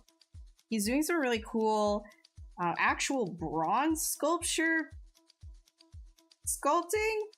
Question mark? Like a hardcore, crazy, real artist? Real artist, I'm sorry. I don't mean that everybody else who just does digital. But he's doing bronze sculpting? Kind of crazy.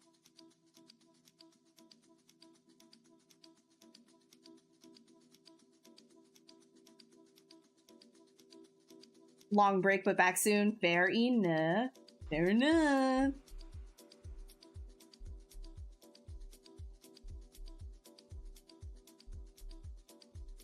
Yeah, you could easily just use alphas for this, but I'm also going for kind of like a stylized like look to this, so I don't really care.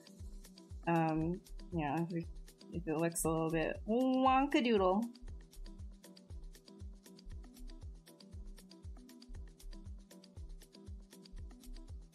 But yeah, faster would definitely be, you know, you could use alphas, and you could also use like there's different kinds of brushes too to help with this kind of stuff. Or if you wanted realistic eyes, I mean, there's so many eye packs now that are out there. Like, I feel like everybody does eye packs.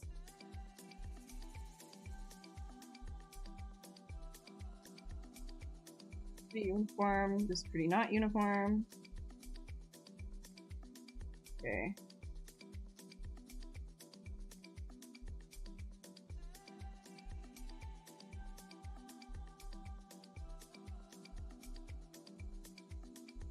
Okay, now go in with the paint.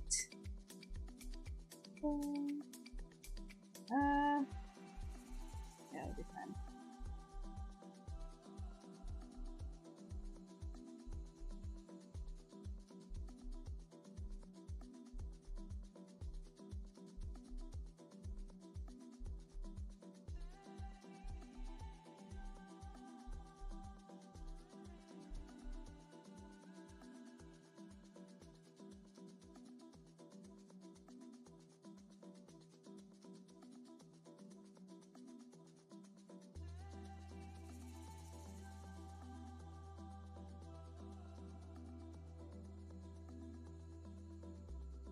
Actually gonna take a little bit of blue here.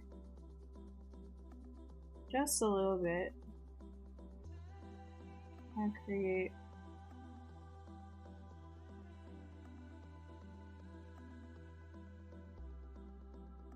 just a little.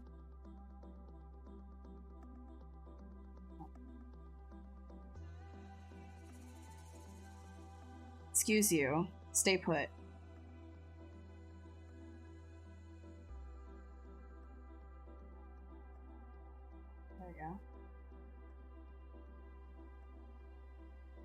Save and hydrate. Okay.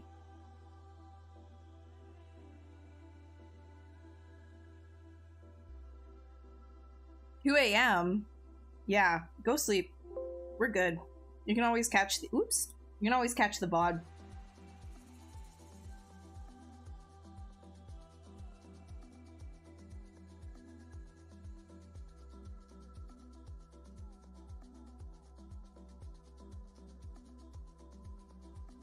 Yeah, bronze sculpture is pretty crazy, honestly. Like I don't think I could ever do that. Like with a Dremel and everything, like that's like it's next level.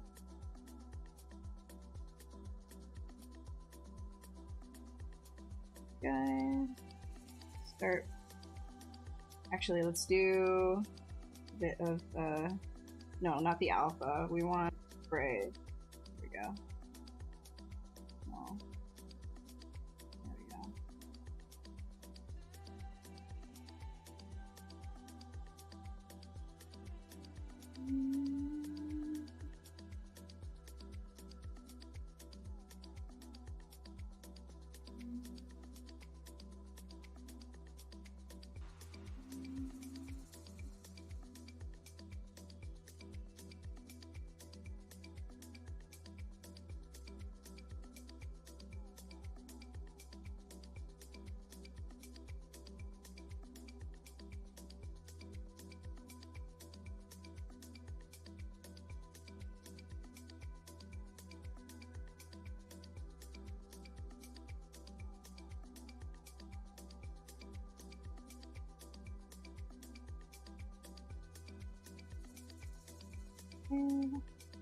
This kind of create like it's sort of just like splotching it up a little bit more, also pulling back all of the reds at the same time, kind of making a uniform fun surface. And if you wanted to do a realistic human eye, I would not recommend doing it like this, but we ain't doing that.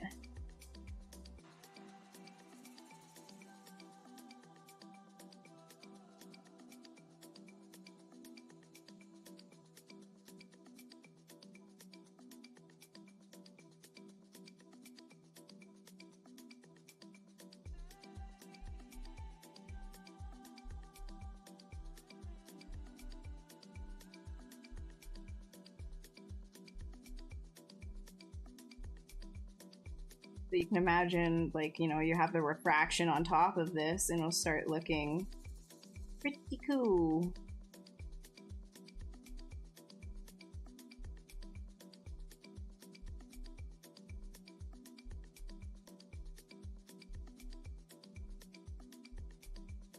Marvel stone. Oh, do you mean marble? Oh, I can't imagine. That's like, well, it's like the same kind of deal as like bronze, right? Like I can't imagine doing that. Like that's so intense. Like make a mistake, haha, live with it. I don't like that. I like Control Z, man. Like the reason why I like even like painting traditionally is because you could always just paint over any mistake that you have. Like, to let it dry and then you paint over it. Like, it's like, it's no big deal, you know?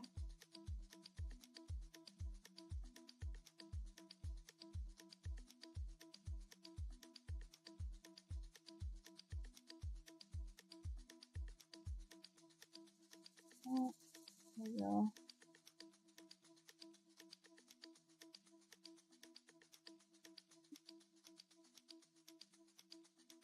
The Cintiq's pressure randomly going way down, so you have to restart ZBrush.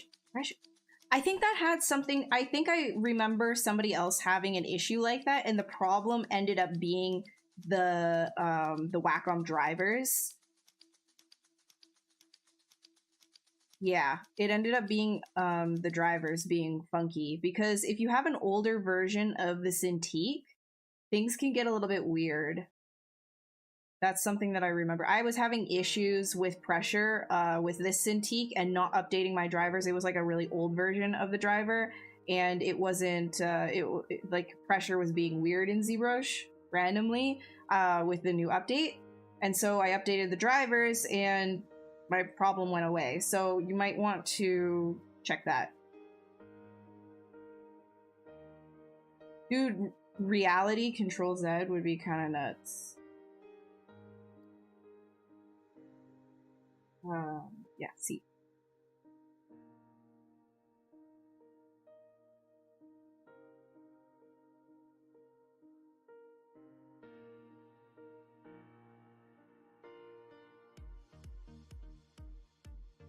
Okay, let's do, I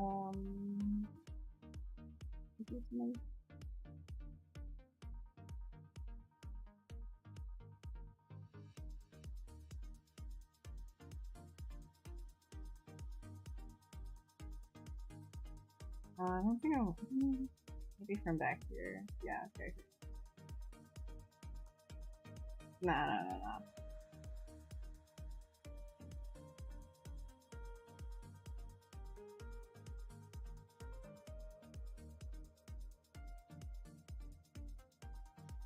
Okay, so that's pretty intense. And go over to this one. I'm gonna change this to purple. I'm thinking, oops, ooh. Oh.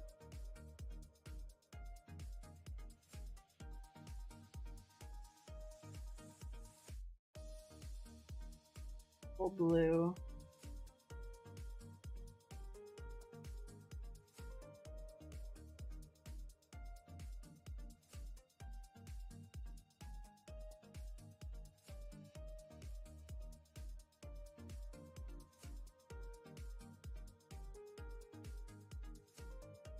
Alright, I'm going to change this back to the 12 that I had. I'm going to do some more sculpting on this. I'm going to do it with my inflate though, I think. Yeah. Try and get some like... What? Do I want to do that?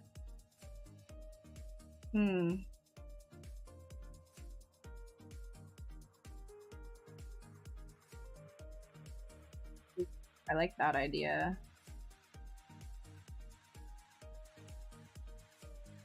Okay, so let's try that then.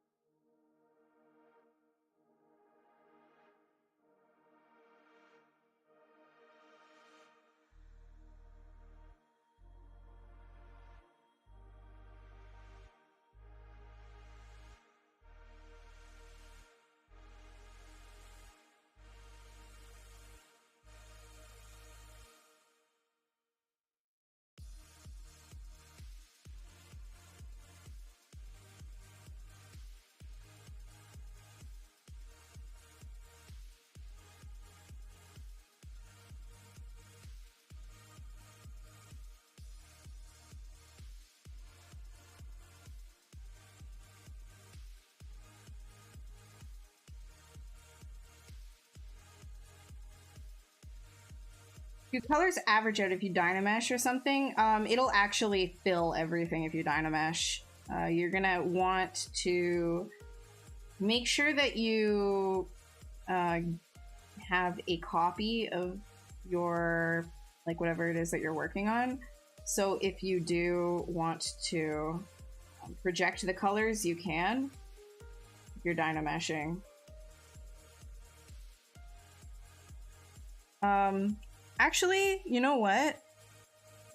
You might actually have an option. I usually have that turned off. Where is my Dynamesh menu? Project. So I'm not sure if this will do your poly paint as well. So if you put this on and it doesn't project your poly paint, then you're gonna want to reproject with poly paint on, which right here, project, you can have color as well when you're projecting. And you'll ensure that you have all of that there.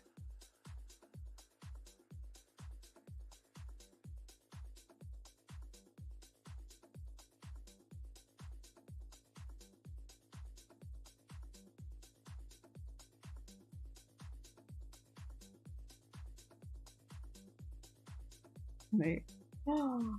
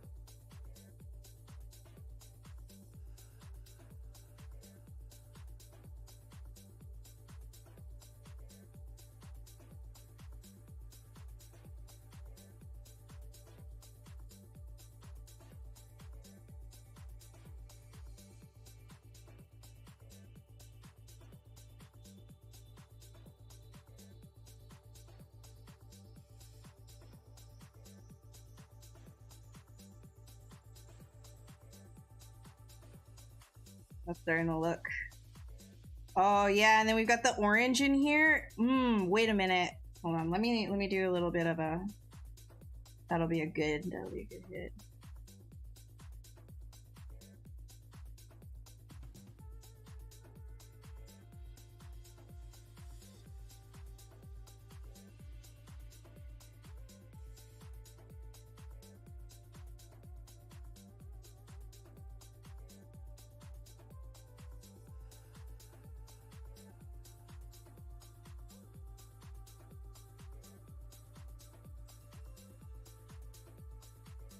Hey Shader, what's up?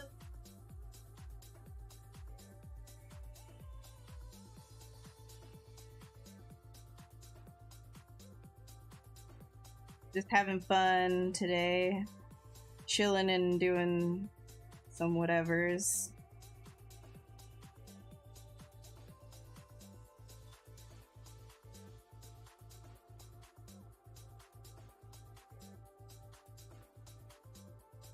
Go.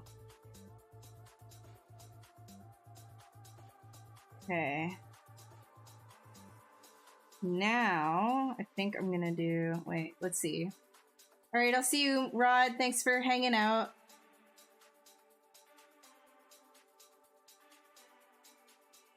It's paywall. How long do the pen tips usually last? Mine last usually like this one has been going for 4 years, I think, or 3 years. Depends on how hard you're pressing. And I think this one is totally fine still. Like you can see, it's still almost completely new. I have a very, very light hand. My pressure sensitivity is like I have a custom pressure sensitivity in the Wacom menu, and I blast it. I absolutely blast it because I have an issue with having a very light hand. So if you're pressing really hard on your monitor or on your, specifically on your desk, the desk ones wear down, I find, a lot more than if you have it on the glass. The glass, it glides, but if you have some kind of a textured surface, it will absolutely eat your nib up. So if you're not happy with the glass and you're working with some kind of like a cover or film or something like that, you're gonna have some issues with nib longevity. And also if you draw like a gorilla hand. Did Maxon change to a monthly based subscription, or can you buy the full version of ZBrush? Autodesk's payment plan is too pricey for a single use license. I'm pretty sure too that there's like student licenses that you can contact ZBrush for. I'm not 100% sure. I haven't been keeping up with what the subscriptions are. Let me just check for you really quick.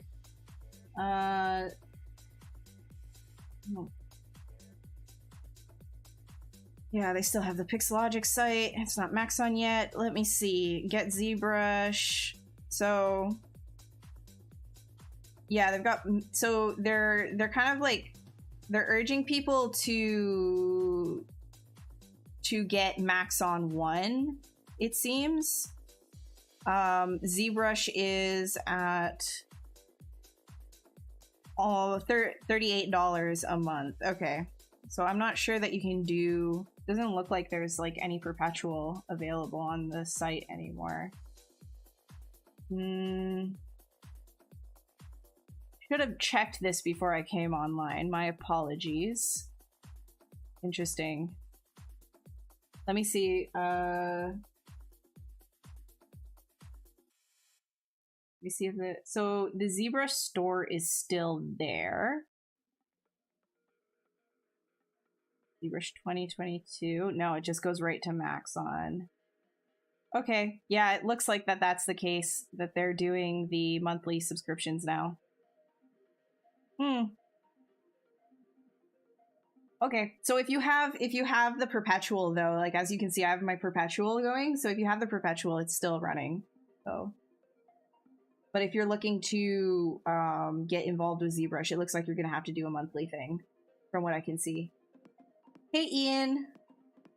You didn't take up too much time, dude. That was pretty funny. I was just like, oh my god, like I wanted to make that joke, like, Mom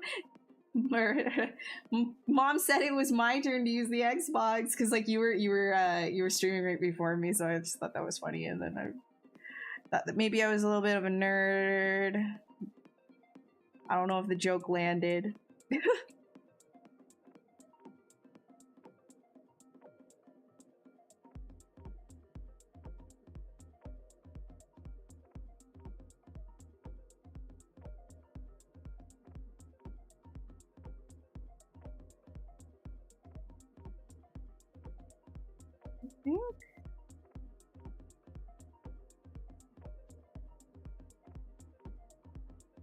Yeah, I think I want to do that. It'll give a nice little lip to the eye.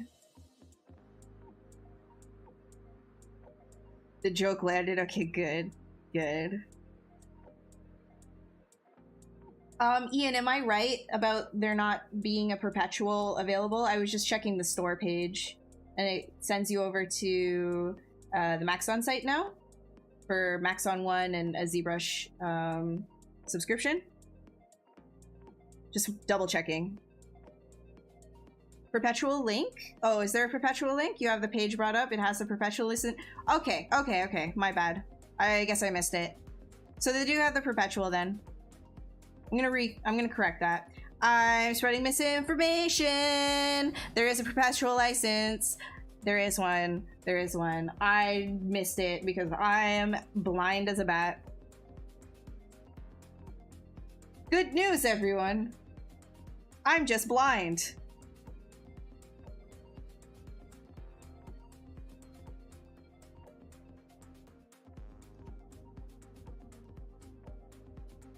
Yeah, I have a hard time navigating things. I'm pretty much a boomer, so there's that as well.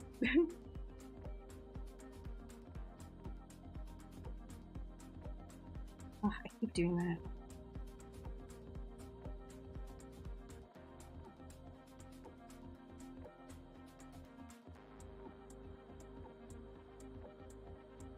Okay.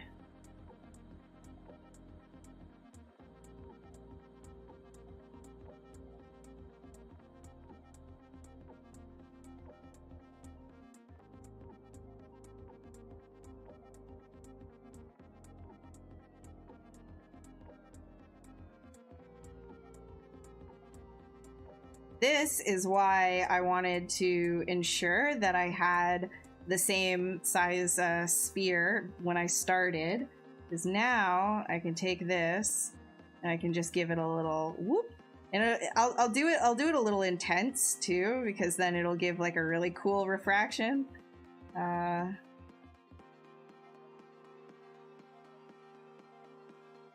Really, let's go back and ensure that I have.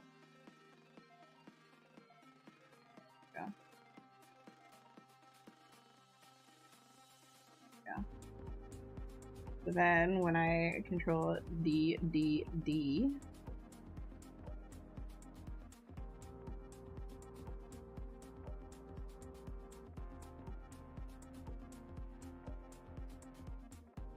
no, we don't want that. Okay. Let me get my radial on. Well, perpetual license are not going on. Okay, I don't know. You know what, Ian, you take care of the perpetual licenses, because I don't know. I did not do my research before I got on to stream about the perpetual licenses. That's my bad.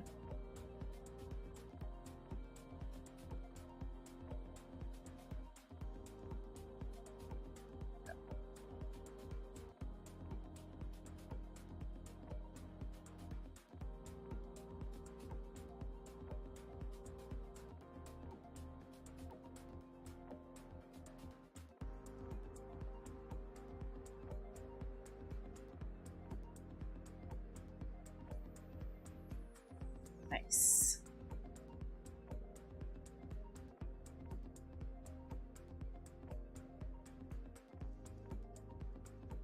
You have a feeling when it comes time to pay for an upgrade, we're gonna be properly. Oh, okay. I'm not sure.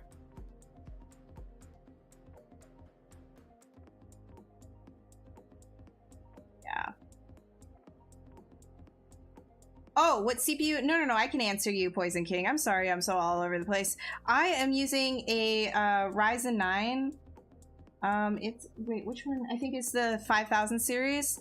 No, it's a 3000 series, 3900. Ryzen 9 3900, and I'm using the RTX 2070. So it's not like crazy compared to like what everybody else has now, but it gets the job well done.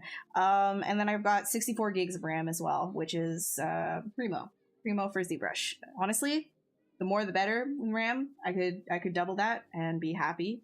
Not gonna lie, but yeah, that's what I'm working with. So you don't need to go like ham on everything, right? All right, let me save.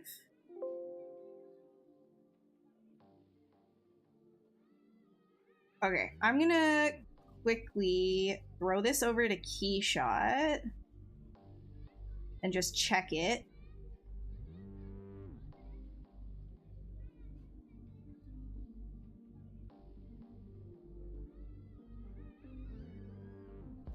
Why are there screaming children in this? I don't like that.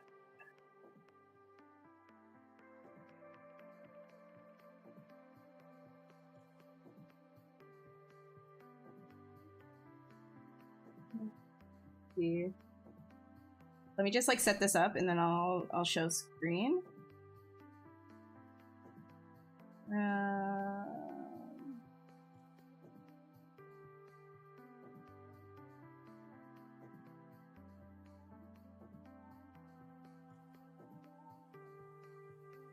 Okay.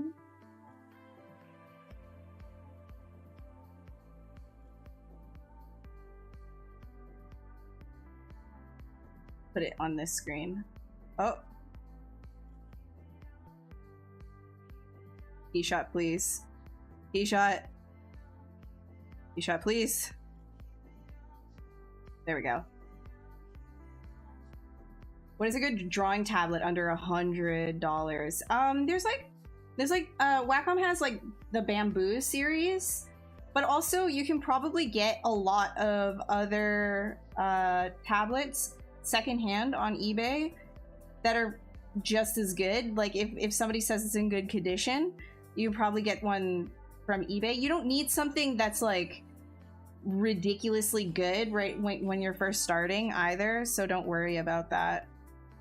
But I've heard the competitors are also decent, right? So you could also check that out as well. XP Pen, like people are mentioning. Ian says that that's good. And then there's Huion as well. But I think a lot of people are going with XP Pen these days. I've seen a lot of people use that. Yes, I am using a Cintiq, a 22 HD. So I could probably play with the size of the... I'm just gonna play around with the kind of like bubbling that's happening though. So I want to see, give me a,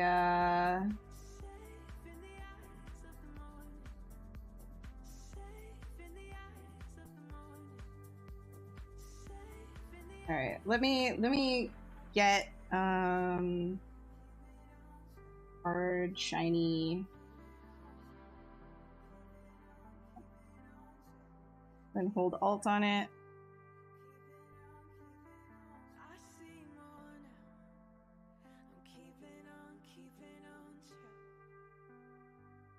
Okay. Okay, so this is working as intended. It's good. So I'm gonna go back. I'm gonna discard that. All right.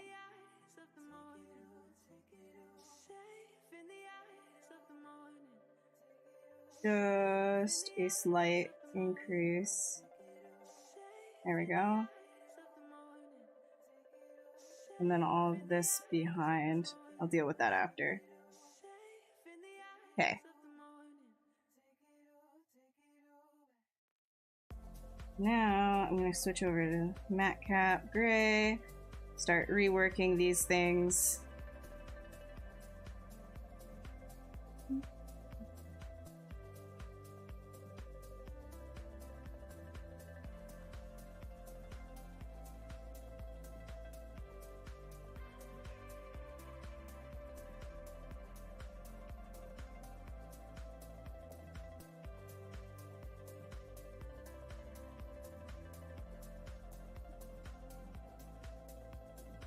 These actually should be facing outwards a bit more.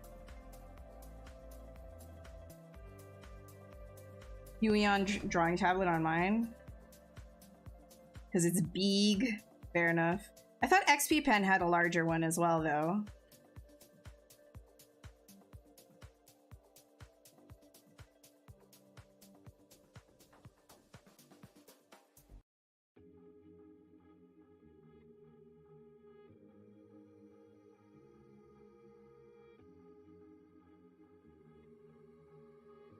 Hand-me-down tablets. Yeah. Oh, okay, got you. I heard a lot of people had success with eBay. That's why I'm mentioning it. I bought my tablet myself, though, like new, so kind of in the dark with all of that.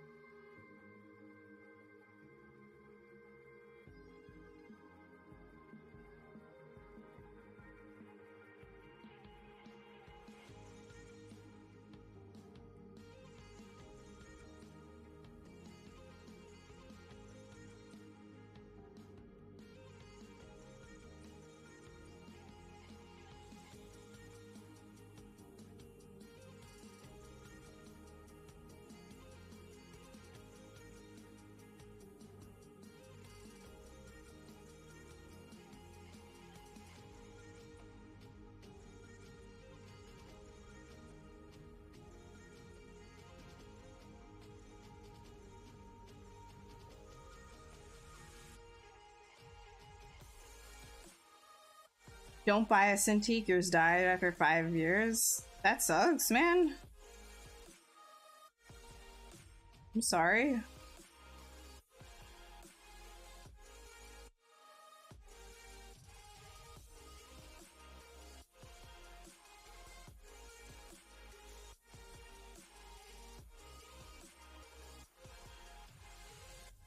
Guess maybe it also depends though, like on how you use it, maybe.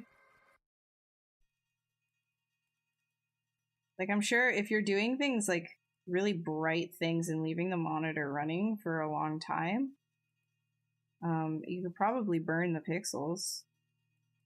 Like the Cintiq starts to get really hot, at least this one does, when you have like a white background or like bright background or really saturated background. But my desktop, I leave it like black or dark rather, so it doesn't heat up the display if I'm not like using it and it's on.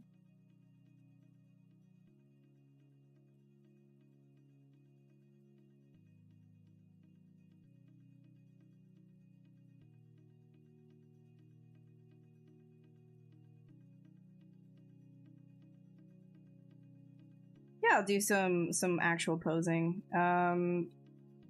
Probably do more of something like this. So using like the deformer to get that shape. Don't know what we did with the box. Your Cintiq came in so good. Oh yeah. Yeah, I keep all my boxes in my cupboard. Like I never get rid of them. That's awesome. Yeah, some Cintiqs can last a long time. I've found, anyways.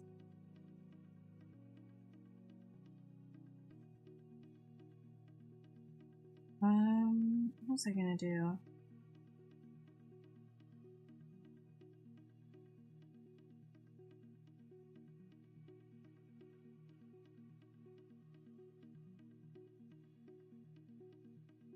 do a little bit more of an interesting thing here.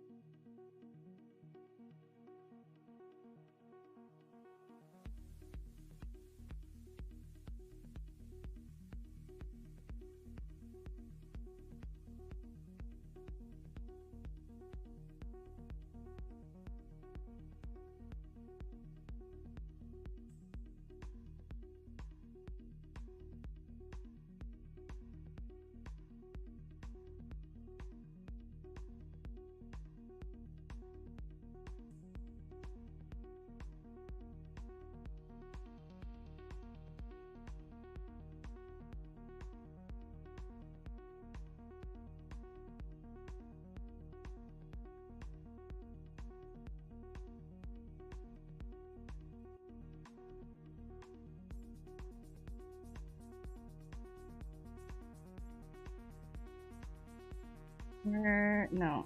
Subtool, split, mask. Yeah. Yeah, delete. So now do that. And grab.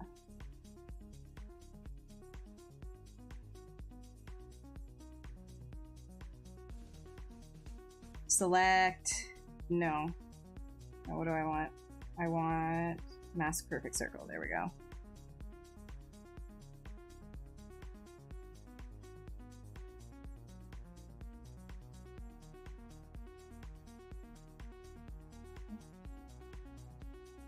Masked. Group.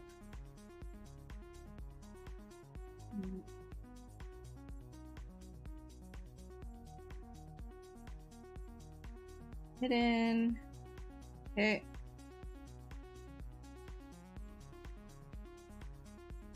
These. Delete. Yep. Okay. Geometry, dynamic. Actually.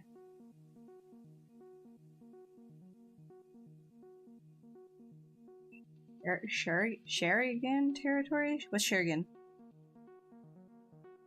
Explain it to me like I'm 5. Because I basically am. Polish by features. Here we go. Handy dandy tool to get rid of anti-aliasing. And then dynamic. Turn that off. And we'll give it a little bit of a thickness. Too thick. Just a little bit. Go. And then I'll say apply. Now I'm going to do a large Dynamesh to give it the goods. And I'm going to start sculpting on that. Yummy.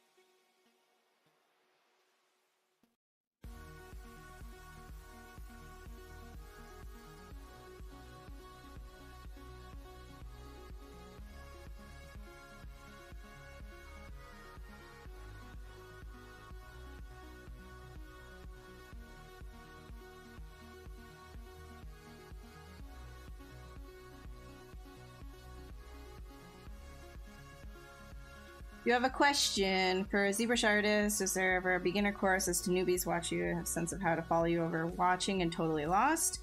Honestly, I don't have any tutorials, but if you have like beginner questions, do not feel like afraid to ask me. Like that's the whole reason why I'm here. I'm kind of like here just vibing and working on stuff. And if you have a question, like I'd love to help you out if I can. So don't be afraid to ask anything. If you're completely lost and you want like just an absolute beginning like starting point, Michael Pavlovich who streams here as well as his own channel, is really good with that. Ian Robinson he did a stream today as well that just went through a bunch of features in ZBrush too. And then there's also Z Classroom, and Z Classroom will help you out in a lot of ways, so you can check those resources out. But getting involved in, you know, more advanced workflows, you're gonna have to give yourself the patience to actually learn all of the tools. But like I said, don't feel scared to like ask me anything if you do have any questions. I am happy to help out as much as I can.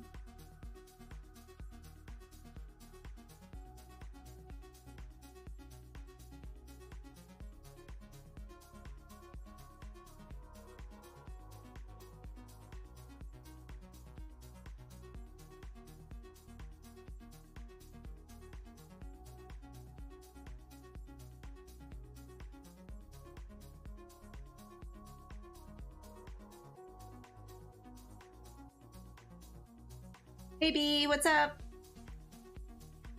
Oh, Naruto, okay. Fair.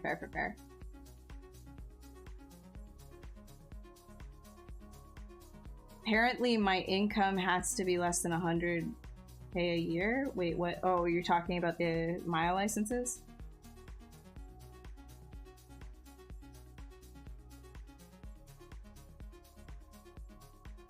Okay, Dave, I'm not doing math right now. What the hell? What are you doing? What is this? UI is, okay, got you. You have ZBrush, opening it up in your lost. You tried other artists on the beginning. They failed to go back to where they started and how difficult it was. Yeah, you know, I'm not gonna lie to you. It is very intimidating, the UI. I remember I was pretty intimidated with it right off the bat as well. The big thing though is when I started, I guess I didn't really care too much if I was getting things right, because I already knew that I was doing things 2D anyways. So learning ZBrush was kind of like, oh, this is cool. And I just kind of wanted to mess around with it, right? So I think the best thing for you to do is to just get your hands dirty with it and just kind of just start playing around with some of the brushes. I would say limit yourself to maybe 5 brushes right off the bat. Like mine that I go through, I have them on my keyboard. I have Clay Buildup, Damien Standard. You can use H Polish or another polish brush of your choice. Snake Hook or the Move brush. And Inflate will be your good 5 brushes. You could even replace Clay Buildup with just the standard brush if you wanted to, and using those and just kind of like muck around with a ball. That's it. Just muck around with it until you get the hang of it. And don't worry about learning everything on the UI. You don't need to know, especially when you're first starting, you don't need to know everything in every single one of these boxes. Just play around with like 5 brushes.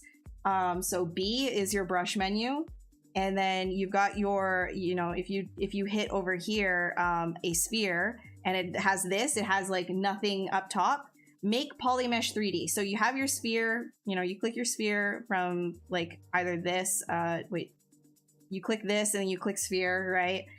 Then you say make Polymesh 3D. Now you can start to sculpt on it.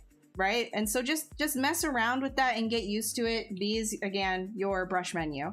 Don't worry about, you know, all of the materials and how to change materials and all of that. As long as you can get comfortable with the main things first, then you can start getting ideas like, oh, actually, I want to know how to give myself more resolution on this ball. Okay, well, now you can start getting into, like, just go onto Z Classroom, look up Dynamesh, look up ZRemesher, right? And so now you can start playing around with those 2 tools, which will give you plenty to play with, by the way, and just mess around with that for a while until you're comfortable with it and you understand how those works. And then you start getting more ideas. Okay, well, now I understand how that works. How do I add color to my mesh? Okay, now you look up poly painting, right? And so then that's how you kind of start to stack your knowledge rather than overwhelming yourself and flooding yourself all at once and expecting yourself to know the entire program off the bat. I think that would be a more constructive way to learning it, especially when something is so extremely overwhelming. You want to get very hands-on with it and I guess tactical, because it's not like you can just like read a manual and all of a sudden, you know, like all of it. It's just a little much.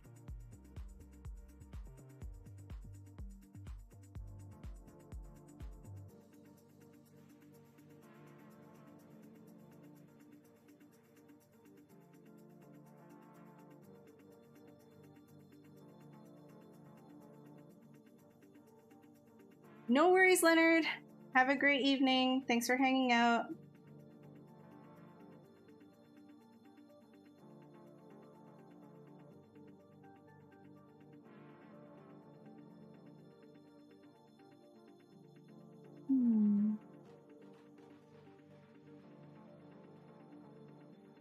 It's Jose.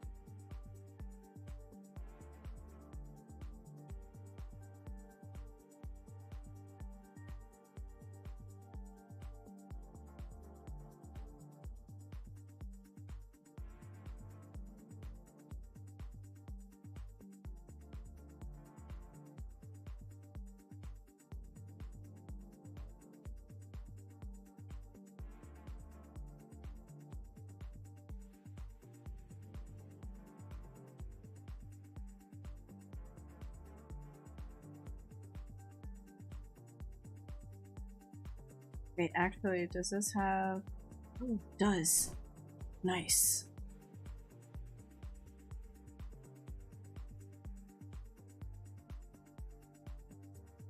Ah.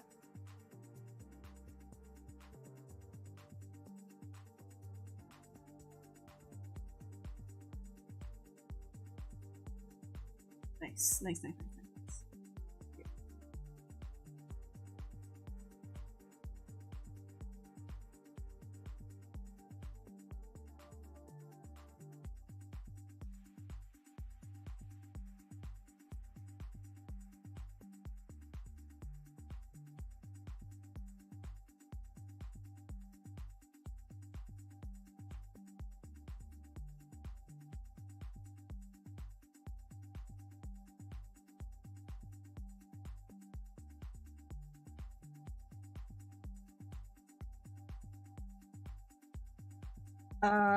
What were the tools that I meant? Wait, sorry. Okay, you're gonna rewatch it. That's good.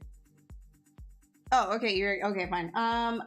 So first brush. You can use the standard brush. It might be easier for you, or you can play around with clay buildup. Most people recommend standard brush. I personally learned with clay buildup, but you know, try it. Try the brushes. Try things that work for you, and just things that are fun. That's actually how I got started with using Snake Hook as a move tool, is because I was just messing around with the brushes and I found that one I really liked, right? So this is why I recommend trying, just get messy with it, just get dirty with it. So your first one, standard or clay buildup. 2 is Damien Standard. So this one is for cutting in creases. Here, wait, hold on. This one is going to be for creases, right?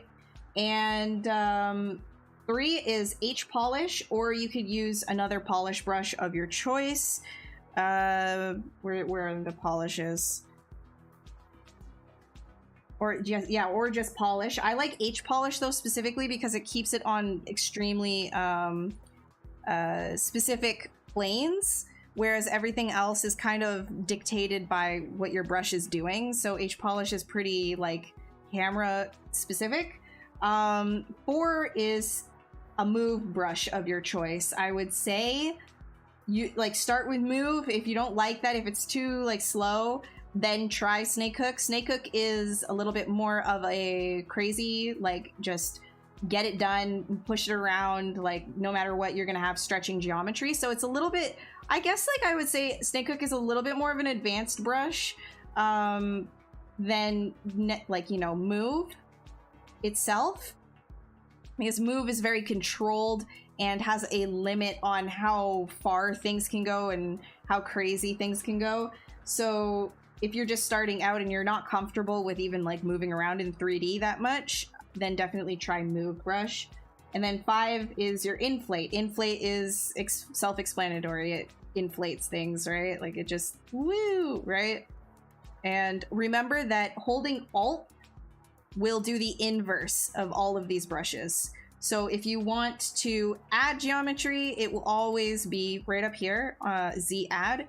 And then if you want to subtract geometry, then you hold Alt and it will start going in, right? Big, in, up, in. Same goes for all the other brushes except for the move brush.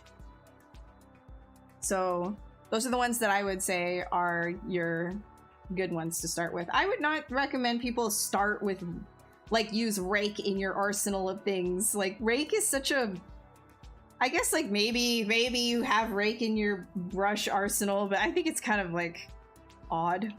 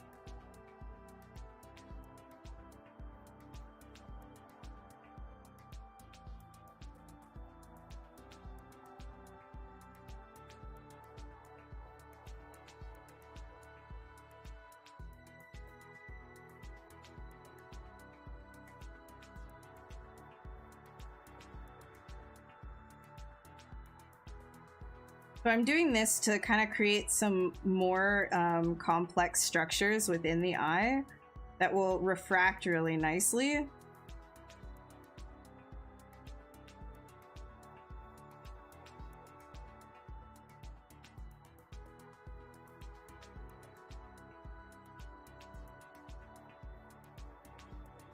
Yeah, and this is stylized and not realistic, but we're taking the same ideas of like a real world eye and applying them.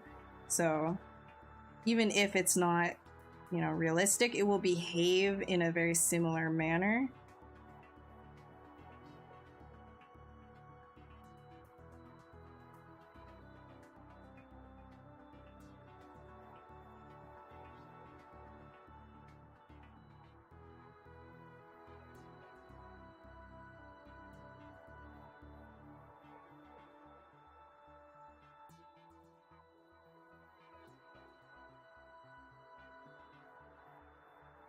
I'm gonna grab a lot of these and do a little bit more like swishy swirlies.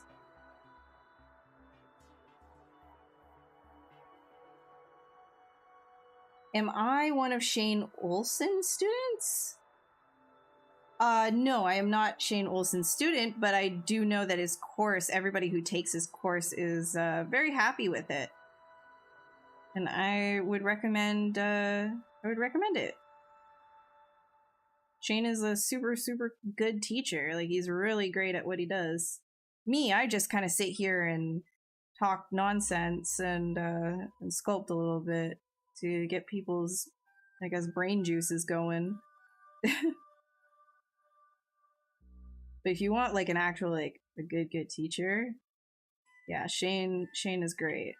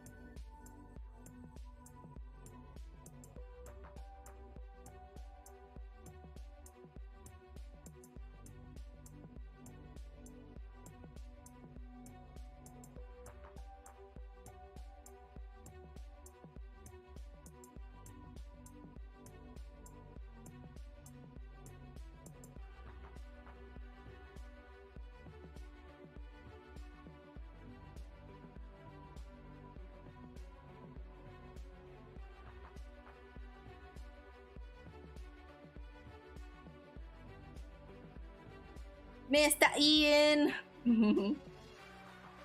Any tips for stylizing fur for armors? Well, that really depends on the style that you're going for. An easy one to do, though, would definitely be using the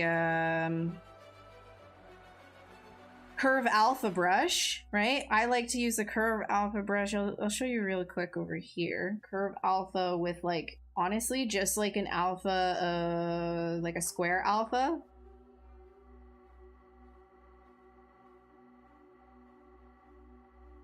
And then you can split this.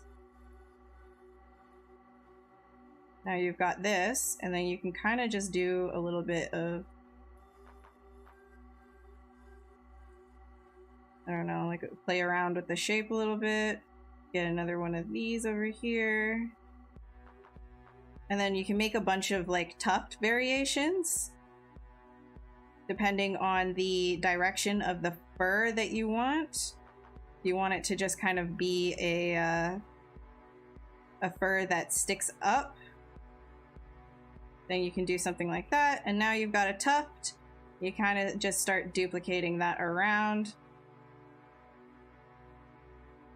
And then you can also, because all of these are so low res, you can do, you can kind of do a quick auto group, right? And then individually start moving them around a little bit more, like so, right? And then, sorry, like I told you guys, my pen is being a little odd right now. And then, you know, you can just kind of go down into geometry, give it a dynamic so you can see what's going on. And that's pretty decent, right? Like in terms of like some fur. Just keep in mind, if you're using dynamic and duplicating things around like this, it can start getting a little bit odd. So, but that's how I would do that if you want. Very easy. And then the same thing too, like if you needed to kind of layer it flat down as well, you could do that, which is the same deal. I really like using the square curve alpha. So you can just do a smaller one. Take the, where is it? The stroke, go down to stroke, go into curve modifiers, or is it, wait, I'm trying to remember, maybe it's just modifiers. No, curve repel strength. I'll just knock those down, so then it just does the flat thing, right? Does the flat thing, and then you can split that off. And you can kind of do the same thing with furs that are more flat on the ground. Just take a big brush and like move them.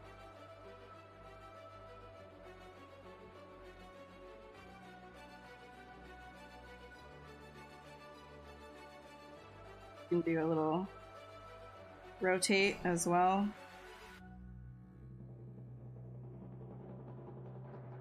And then, of course, like with all of this, like you can also just do some sculpting on top of this too, right? That's usually how I do that stuff. And then, you know, now you have a tuft, and you can move that around however you like. You've got some fur, which, again, dynamic. Now you've got something to work from, which if you do auto groups, grab that. Now you can start like, you know, specifying how much stuff like, you know, overlaps, etc. You can get something pretty clean looking from that. Hopefully that helps with fur. That's like how I like to stylize and keep stuff pretty malleable.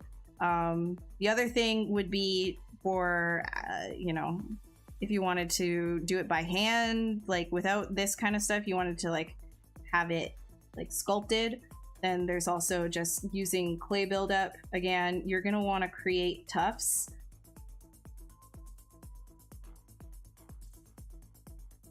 So then you take your, what's it called? Damian standard, kind of go over like this, and start cutting stuff in.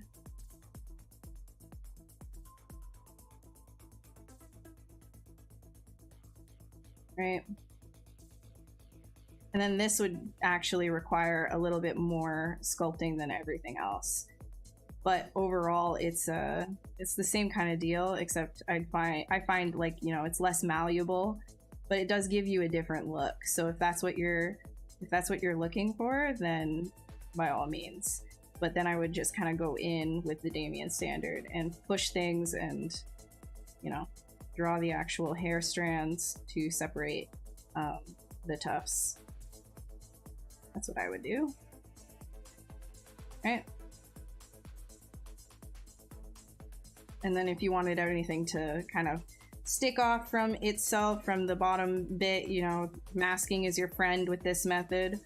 You're gonna want to mask like a mother. No swearing. And then you're gonna want to pull things, so then it kind of does like a little bit of like an overhang on the areas that you're gonna need it to overhang. But with this one, this method specifically, you're going to want to create all of your tufts in order. So with like, I like to do it with like clay buildup. So I'll start at the bottom and then work up, right? You can see how it's doing like a scaling, right? So you're not gonna have as much of an issue with layering if you do it like from bottom up when you're dealing with fur like that. And then of course there's, you know, fiber mesh as well if you want to do crazy grooming, etc. So hopefully that helps. Hopefully that helps. Yeah, sorry, I went a little bit A little extra, sorry.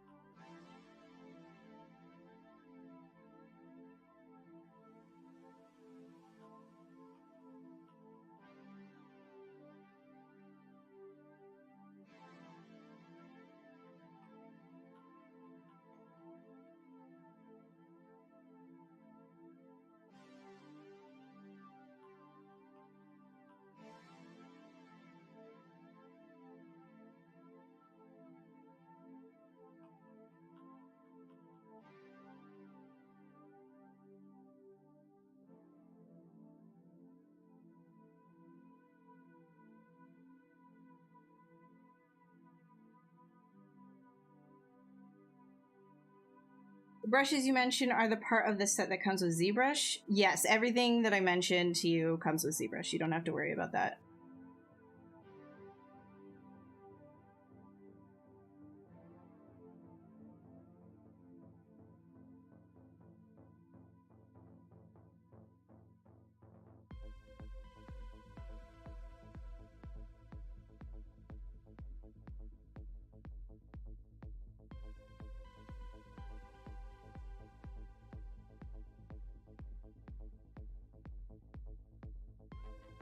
Robert Crumb. I'm gonna have to Google that.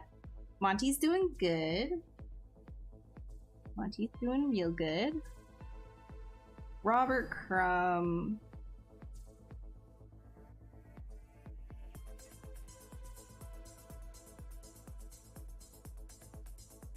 I just see a hairy lady, hairy yeti lady.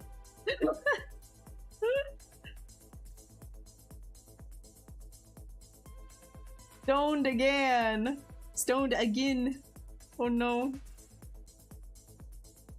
Wait, what? I don't know this artist. This is wild looking. Interesting. Interesting artwork. Okay, no. No. There's some questionable stuff. Okay, I don't... This is clearly from a long time ago. No, I'm not a fan. Not a fan.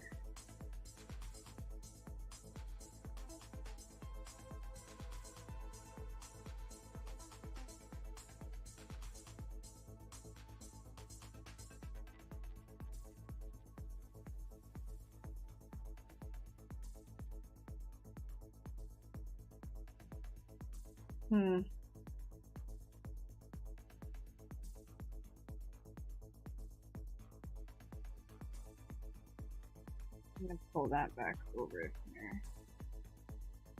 Yeah.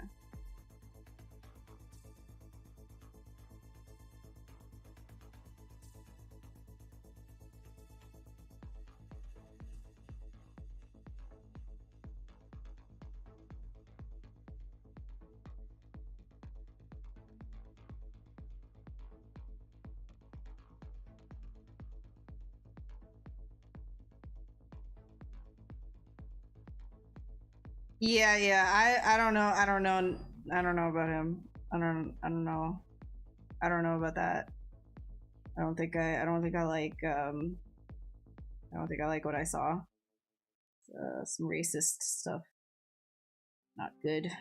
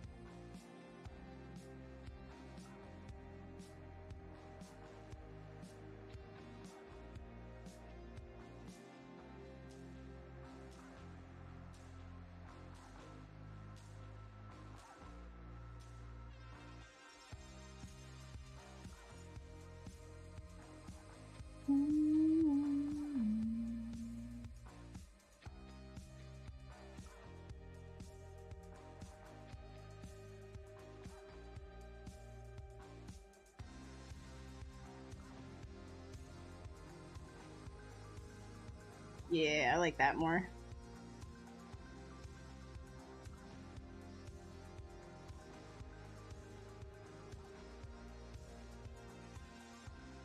Oh, I didn't say bye to Ian. Guys, again, go and check out Ian. He is doing a lot of stuff with Maxon right now in terms of like actually helping the ZBrush crew show the features of ZBrush. So definitely check that out. He's a very good teacher and well worth your follow.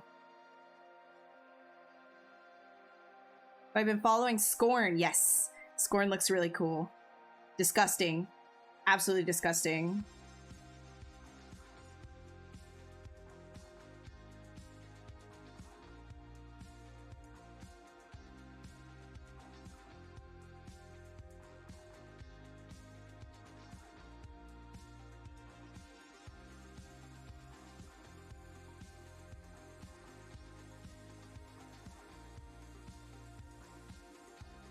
Yeah, it's gonna be crazy.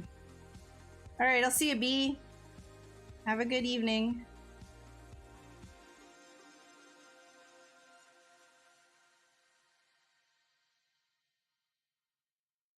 Need like a lot more thinner pieces, I think.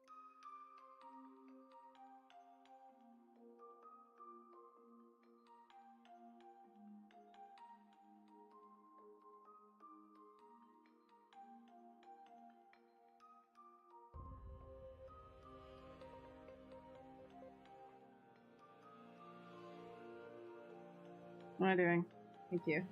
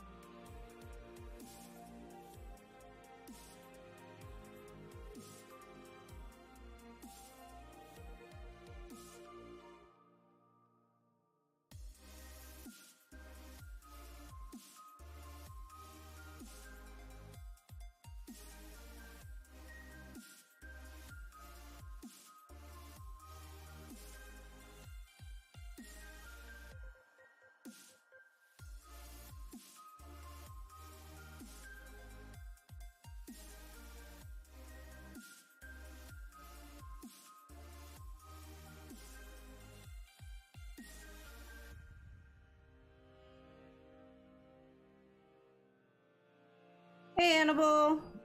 Yeah, Ian and B were in here. They dipped. Kind of a chill, not talky much stream.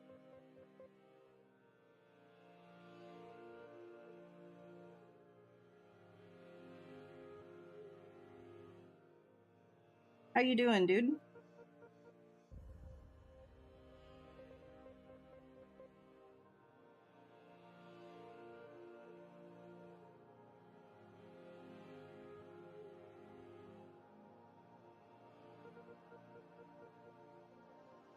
I want to create like a bunch more of like these kind of interesting hole structures, I guess they're called. Like,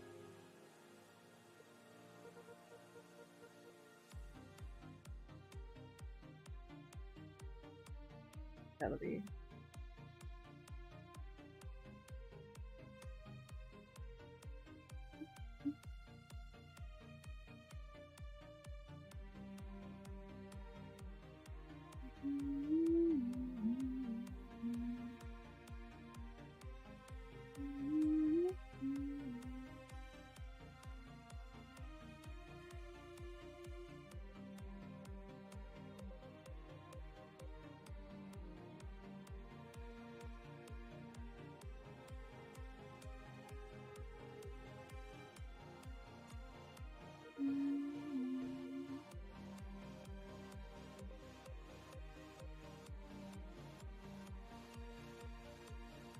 I want to really like thin out whatever is going on here.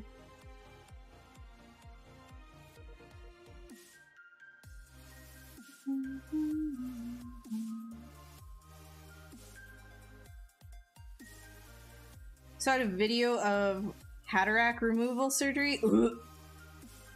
Ugh. Gross. Nasty. What the hell? Stop watching that. It's triggering. I don't like it.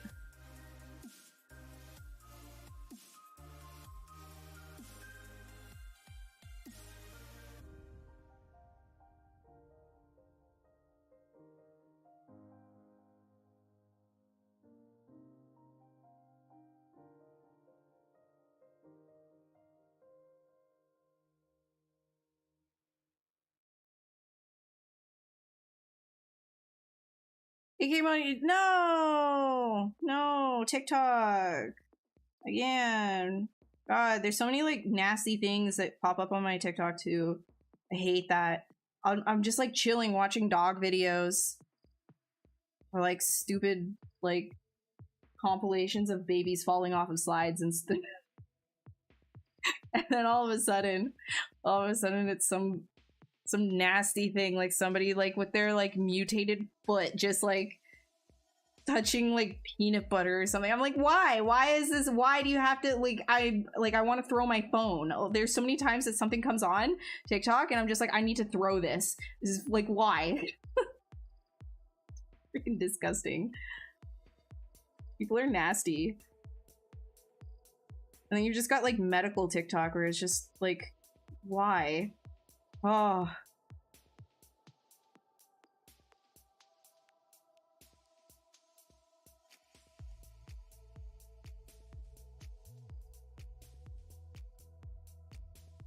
See, like, I like looking at disgusting stuff, right? Like things that are like the medical things, but only when I want to. Like if it just like pops up in front of my face, I'm like, I didn't consent to this. This is a violation. This is a violation, and I need an adult. But like if I get the idea to go and look for said medical thing, then I'll be all for it, and I'll be like, hell yeah, look at how gross that is, hell yeah. But because I'm not like mentally prepared for it when I'm watching TikTok.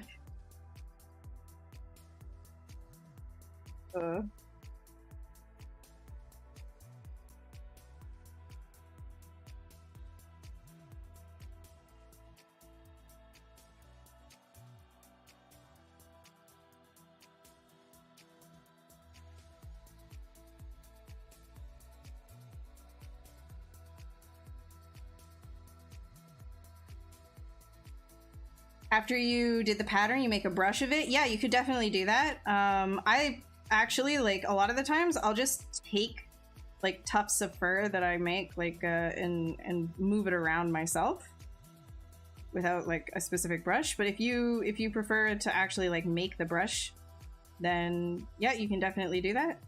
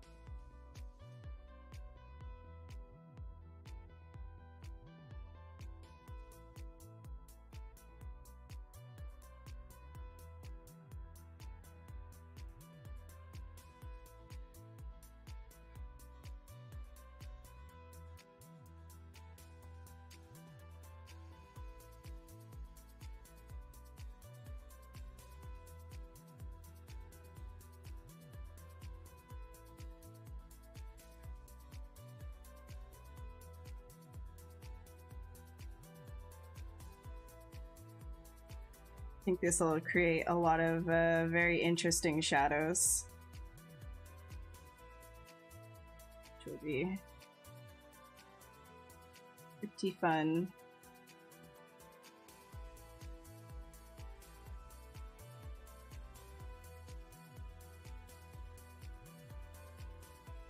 Oh, Sure, John. Yeah, that's fine.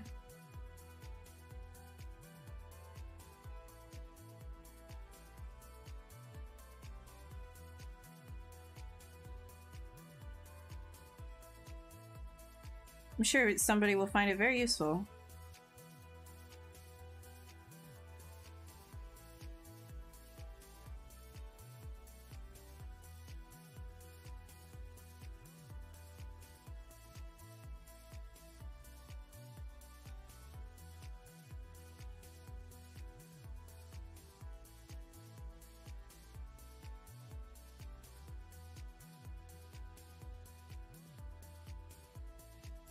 That's really nice. That's awesome. I'm gonna save. Ugh.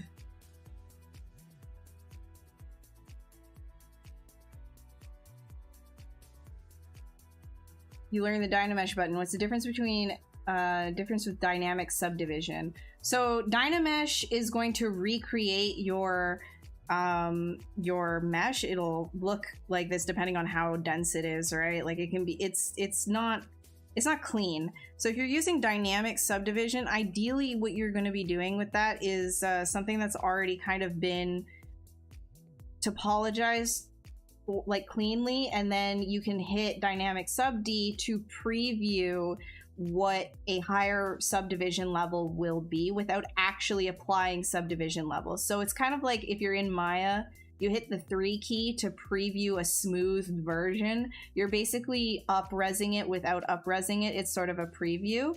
So like, yeah, just kind of don't worry about it if you hit like dynamic sub D. I would not hit dynamic sub D if you have something Dynameshed at like 1.4 million or something. Your computer's literally going to explode. You're going to have a hard time. So don't do that. It's really for low resolution meshes that you want to see what it'll look like when it is subdivided without actually subdividing it. And sometimes that's good for stylized stuff or hard surface stuff, because then you can keep a very clean mesh, like a very clean surface, without having to like worry about any extra details or anything like that, right? I have completely neglected all of this. I've been working way too slow today.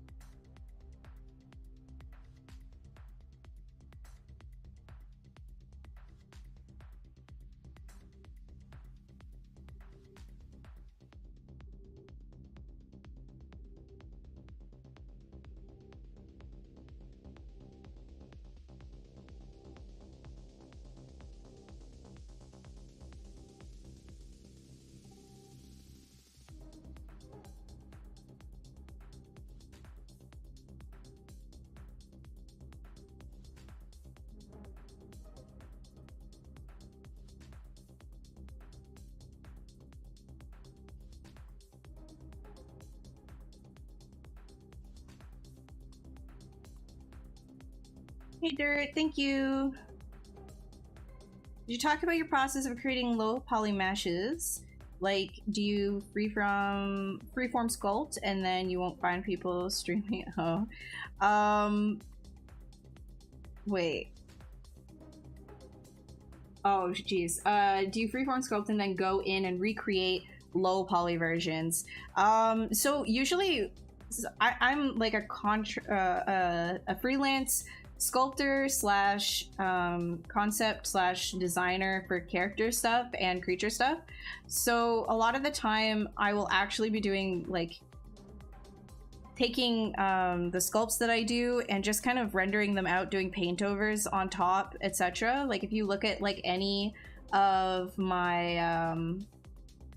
stuff on like ArtStation, any of my socials here, but like ArtStation specifically, you can kind of get an idea of what I do for work. So a lot of it is just like quick iteration paint overs of like sculpts and things like that. So the positive to working that way is you're going to end up having a sculpt if something is approved, like, you know, the paint over to get that final look really quickly without having to like go through the whole texturing process and then rendering process and, you know, final, etc. You can kind of just like throw a sculpt into Keyshot, get it out really quick, like within a few minutes, and then start painting over it and give like that final, you know, oh look, this is what the character could be kind of concept really quick.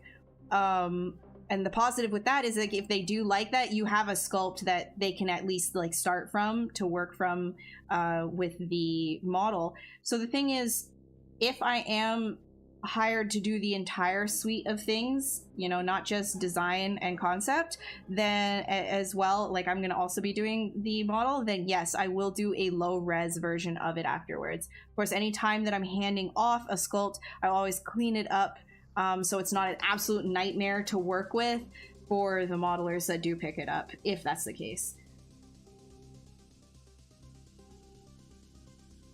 But if I am making a low poly mesh, I will usually do a decimation of the sculpt that I have. Like, you know, decimation, which is up in Z plugin. Then you can decimate your sculpt right here in Decimation Master. And so then you can lower the resolution of everything, meanwhile still maintaining some of your details. You don't need all of the details when you're doing retop though, because you're just going to be bringing that low res mesh back into this program after you're done retopologizing it, subdividing it up and reprojecting the details so that you can then get some bakes out afterwards. But usually I'm not going through that entire asset like pipeline because a lot of my work is in design and as well as illustration. And pitch work a lot of the time for studio and getting like different clients on board with different studios. I've done a lot of like studio work for like, you know, pre-production stuff, like pre-production. So that's I would usually do like any retopology inside of Maya as well with the quad draw tool. That's usually how I go with it. Yeah, no worries, Dirt. Usually texture my projects. So if I'm not poly painting and then throwing it into Keyshot and then just kind of like doing a paint over in Photoshop, then I will use Substance for the actual what's it called?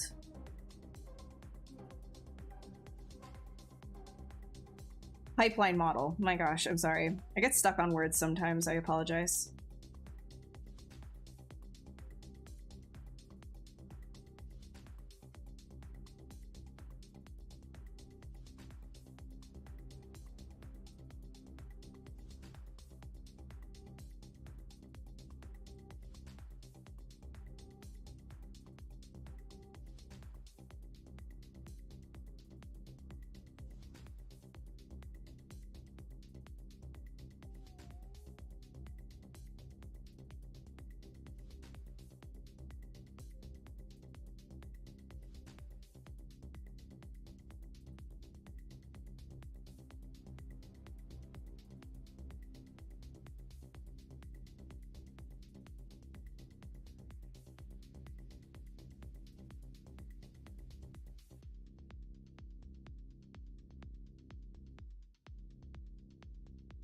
Actually, I can probably just like take this, merge that down.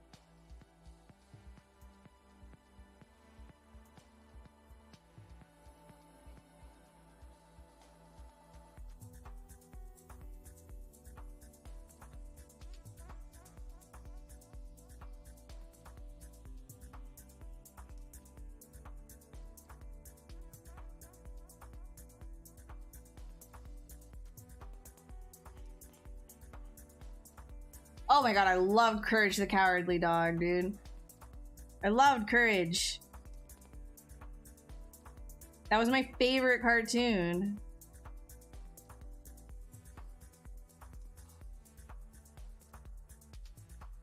Yeah, I loved that show. Definitely my favorite cartoon when I was a kid.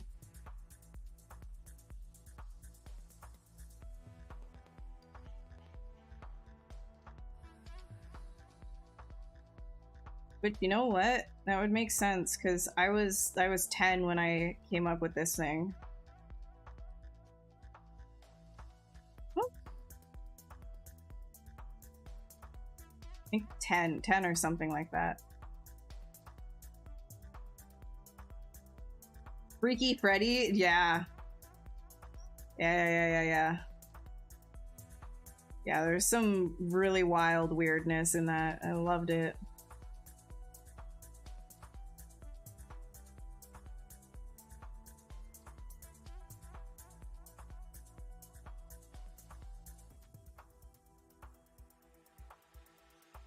For the end, do you merge all the subtools or keep them as is? How do you determine which ones need to be merged, which ones don't? That depends on what you're doing with it. If you're gonna be painting over it, nothing really matters. Like, you can be as dirty as you want with it, but if you're gonna be bringing it into for animation or something like that, then you're gonna want to make sure that it makes sense for the rig that you're gonna be building. Like this stuff, because this isn't a natural break, I'm going to attach these. I'm going to Dynamesh these together after I do some more posing with them, probably. And then I'll do one last high-res Dynamesh, or I might do Union and then kind of like use Sculptress Pro in order to smooth out the connections, because the thing is, like, all of this is supposed to be one thing. I just forgot to do that before getting a little bit gung-ho into that, but that's fine. Like, you can always fix things. You don't have to worry about getting it all right off the bat. I think that's another reason why I really enjoy ZBrush, because it does not want me to be perfect. It does not ask me to be perfect.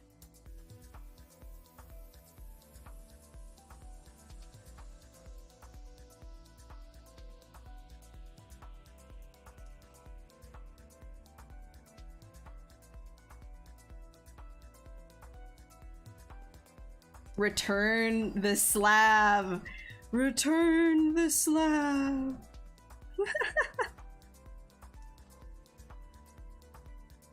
Return the slab. Oh, oh, oh, oh.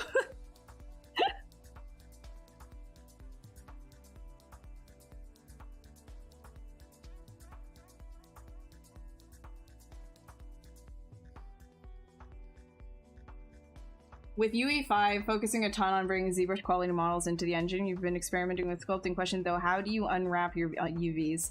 Yeah, so a lot of the stuff that I do is going to be either in Maya, or I'll do like a quick ZBrush unwrap on a decimated sculpt, and I'll just kind of like do it with polygrouping. Like, I'll just make islands based on polygrouping, because it won't really matter that much about where your seams are. You know, if you're just gonna throw it in, like, you don't really like care too much about seams, and it's just sort of like for a quick thing in Unreal, that, you know, then it doesn't really matter about just dictating it based on like a polygroup and then flattening that with the ZBrush UV master. It's decent enough for that, it gets the job done. But if I actually wanted to make like an asset and not just a for funsies thing, or even just something that I would be using for illustration purposes, because again, when I'm doing this stuff, like, a lot of people think that I'm going to be making like full-fledged models, but I actually use this as a base for illustration, because it speeds up the painting process like a lot. You don't have to think about too much when you've already got your design in 3D, and you can kind of position it wherever you can figure out your composition, all that kind of stuff. In 3D, like, you don't need to worry about that. And then the lighting, you can kind of get as dramatic as you want to, and just kind of do the rest in Photoshop. And it lends itself to like a pretty, like, I like the style personally. I like how it looks.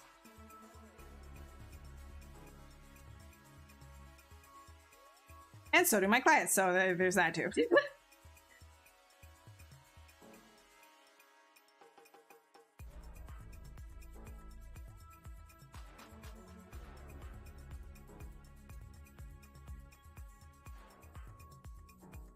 Would it be better to model out Ed, and Eddie, or the Canker sisters in ZBrush to translate 2D characters into the 3D world be a challenge, I would imagine?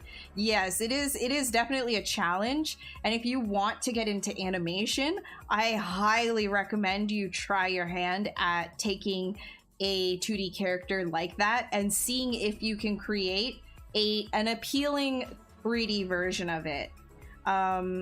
That's a really big part of being in the animation industry, is being able to translate these incredibly 2D images into a 3D design. You know, like, what would that look like? How could that be cool?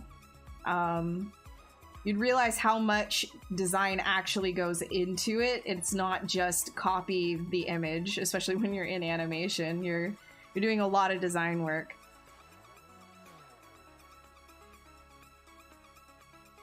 For me, I actually have gotten to the point where I am doing character design like from scratch though, as well, which is pretty cool. But wasn't always. I did start that way.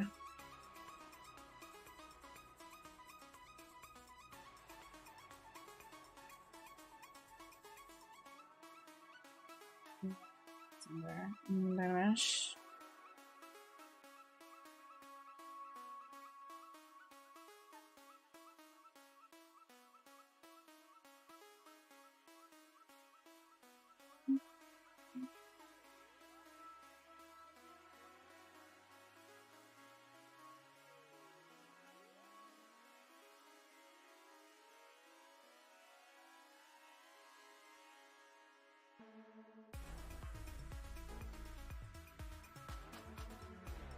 I have this on.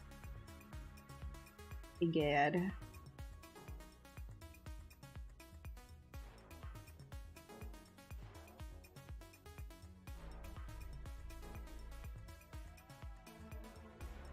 Actually, as soon as this this is done here today, I'm gonna have to go right back to painting.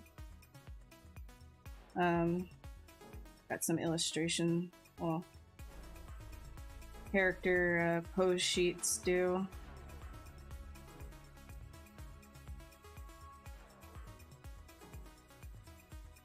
Too happy. Do you do the concept sculpting like with a blank page and paint in ZBrush? Oh, I don't typically paint in ZBrush. I'm usually doing that in Photoshop.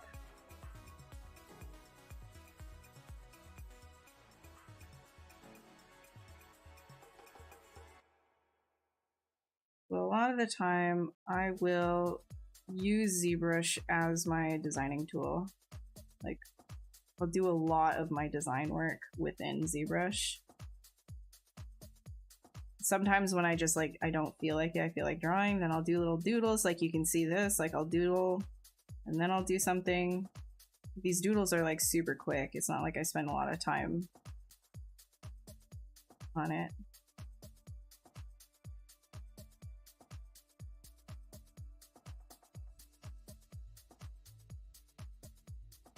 Yeah. Yeah, I don't really, so I don't go back and forth between ZBrush and Photoshop usually. It's usually ZBrush to Keyshot and then back and forth from ZBrush to Keyshot until I get something that I'm like pretty happy with.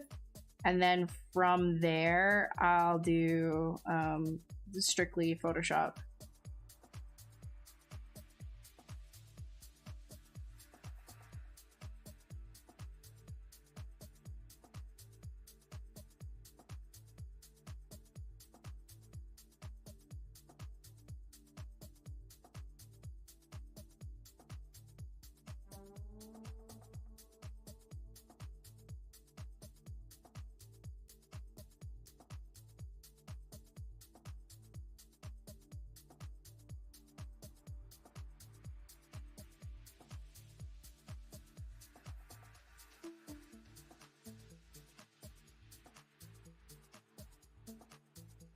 See if I can get like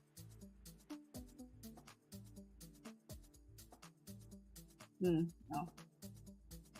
Do that.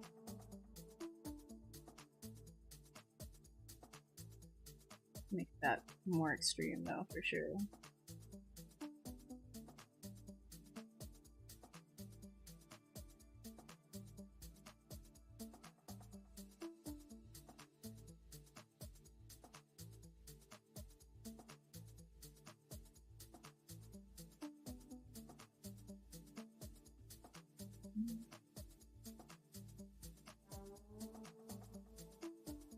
Definitely want this to be, oops, very straight line.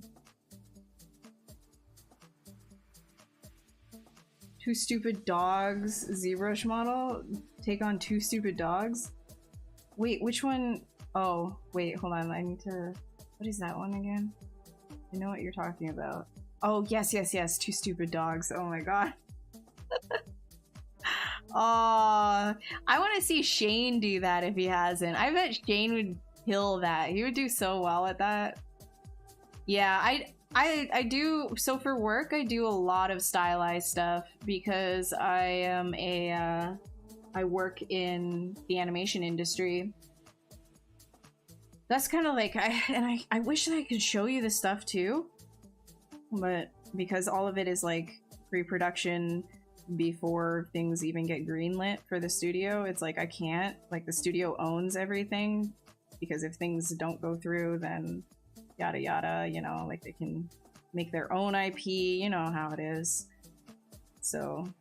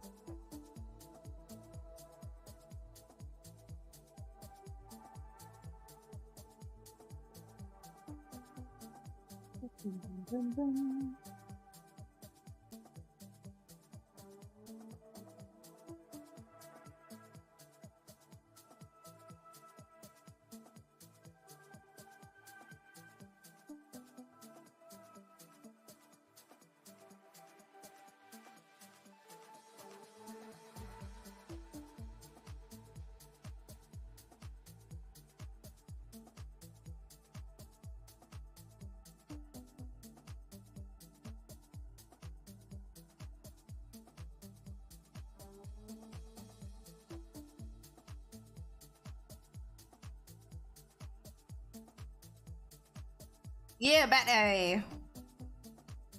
Yeah, I know. My life is an NDA.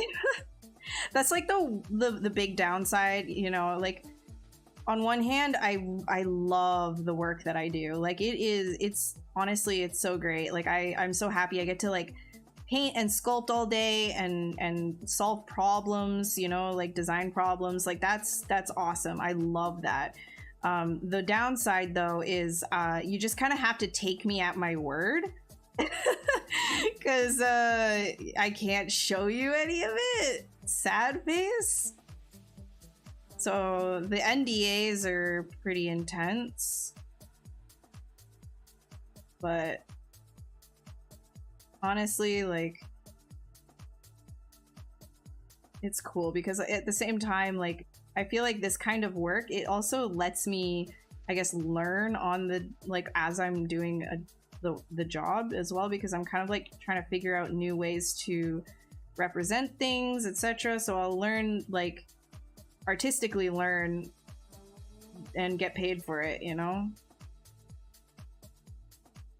Like, I'm not mad at all.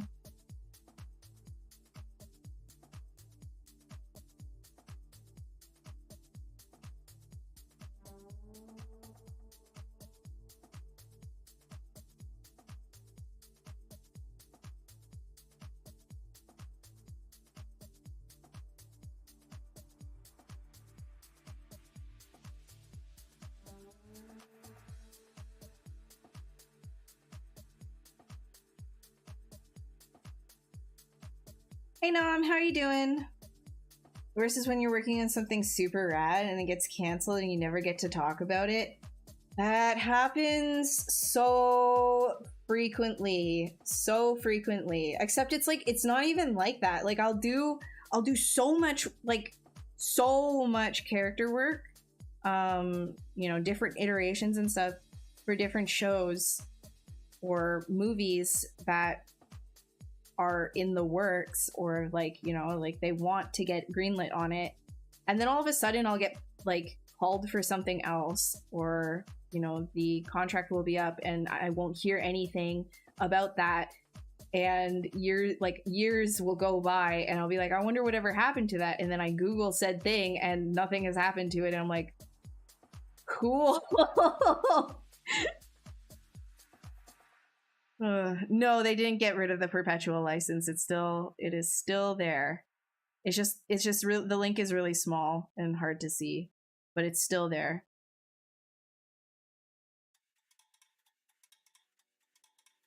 I thought they did as well because I couldn't see it, but it's still there.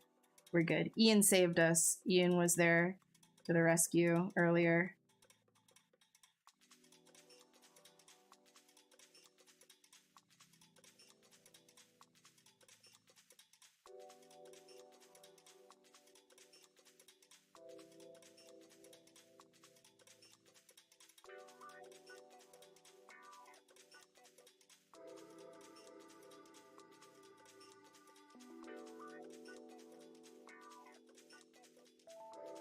There we go. Now,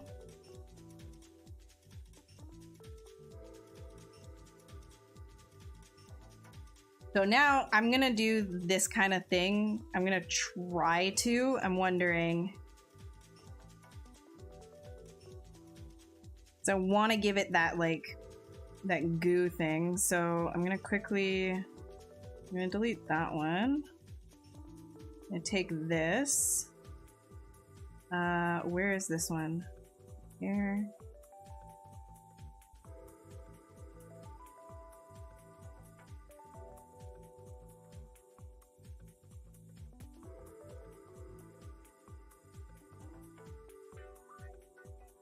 do this and this together. And can I do a... Well, you know what? Before I do that, I'm gonna save. And just save it.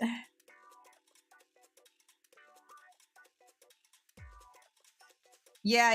It's still there, Nom. I know. I got lost too. I got lost in the site. I'm very I've got like boomer eyes though, so like I don't know where things, they could literally be like directly in my face and I won't know where it is.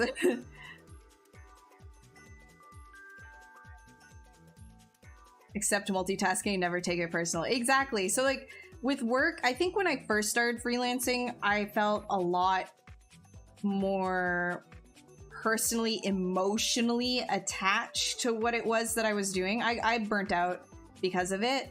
Like last year I had issues with that as well, but it was more because I was taking on too much work, I think. But there was a level of emotional burnout.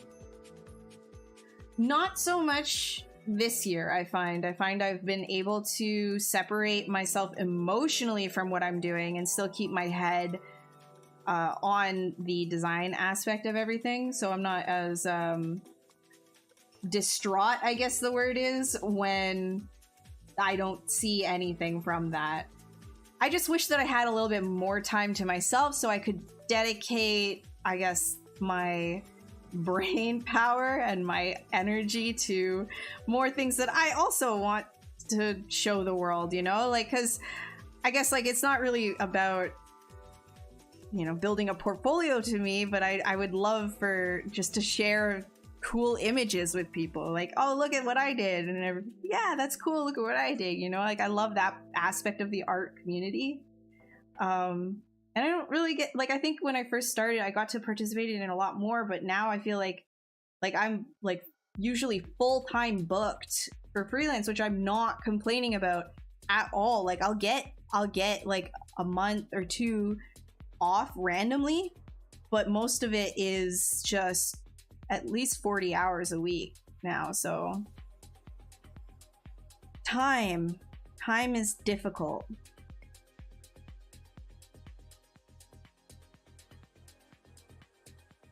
Do the world building. I know. Oh my god, I know.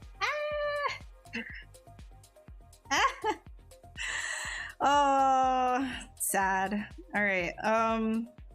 What was I gonna do? See, I start talking about things and immediately, like, I'm like a bird brain.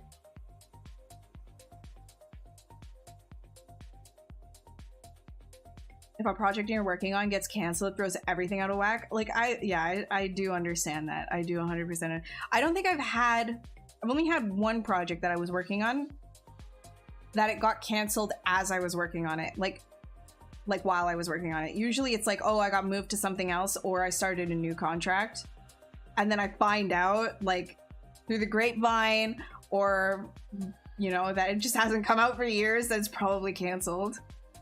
Like, But I'm not in game dev, I'm like animation and stuff, so. Okay. What was I doing? Deformer.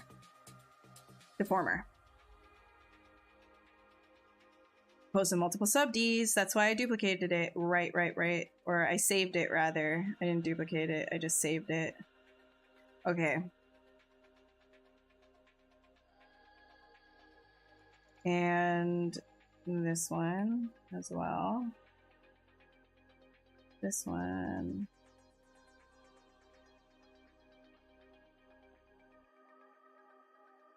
Does this work?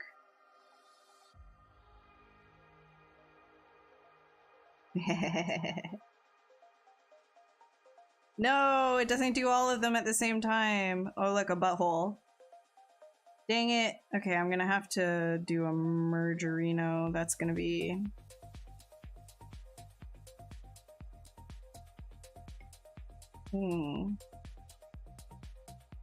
That's why I saved. It's okay. We're gonna be okay. Merge down. And also, definitely could have done a transpose master on this. Okay, hold on. First, I'm gonna try it like this. And then split them afterwards. Let's get a deformer.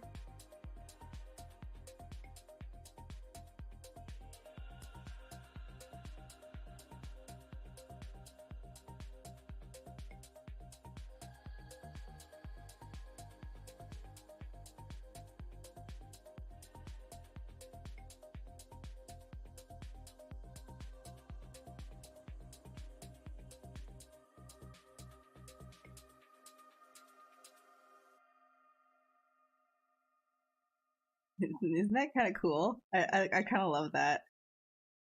So fun. Okay, now say accept. This is why I saved right before this, because I want to make sure that it will work.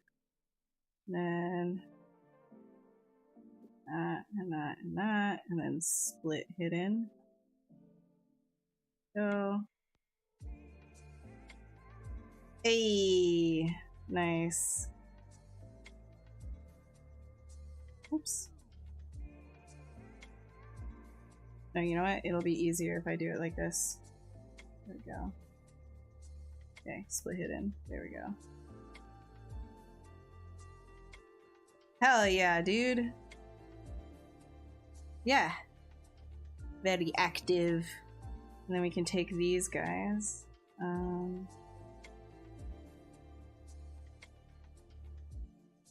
Okay.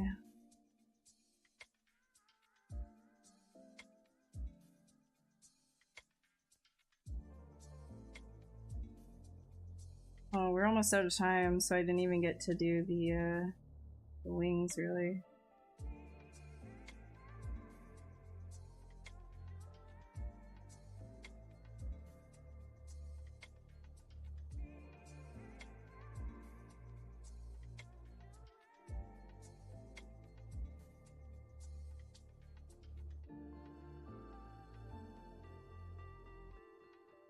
Yeah.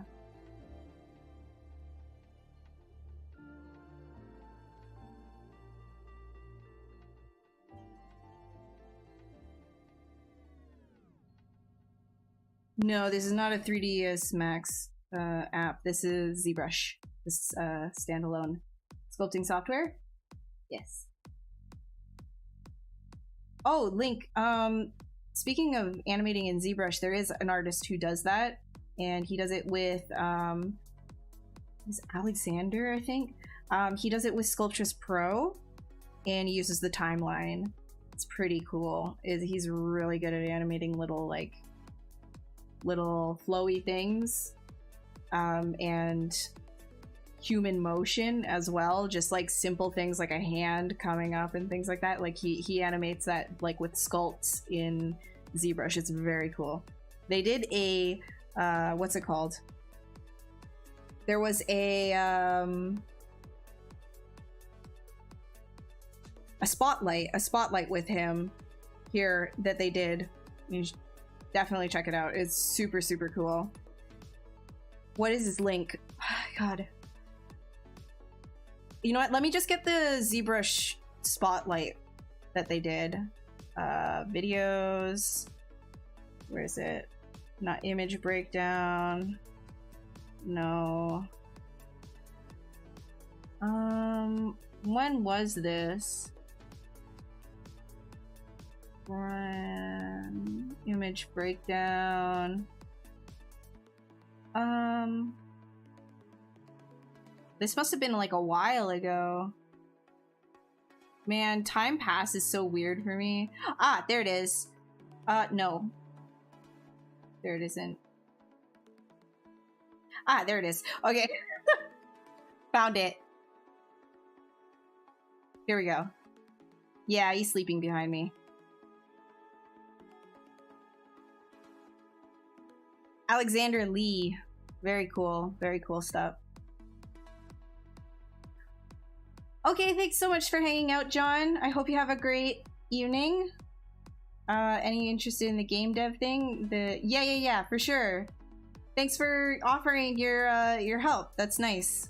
It's awesome. Very, very useful.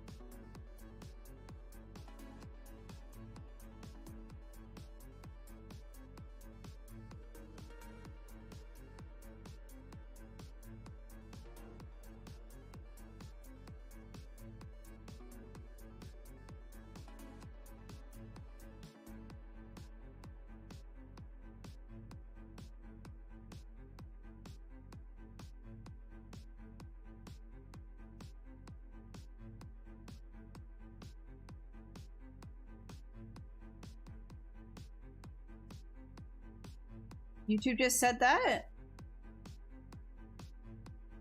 Oh no, it's there. Try it again. I just clicked it. It's there.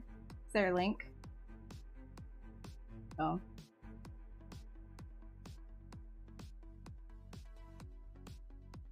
Alright, well, yeah, so this is where we were. I'm gonna end the stream here. Delete that. Let's save this. Yep. How'd you get started with ZBrush? You're taking a program for video game animation, and ZBrush has been a sticking point for me. So yeah, I started actually when I was in college. I was in college for 2D animation, and my now partner was my classmate at the time, and he was doing a mentorship with somebody from Ubisoft for 3D like 3D assets, like ZBrush specifically, like sculpts. And I saw him doing that and I was like, that is really cool. What's that program? And so then I started using it on my free time, and I would just look up YouTube tutorials.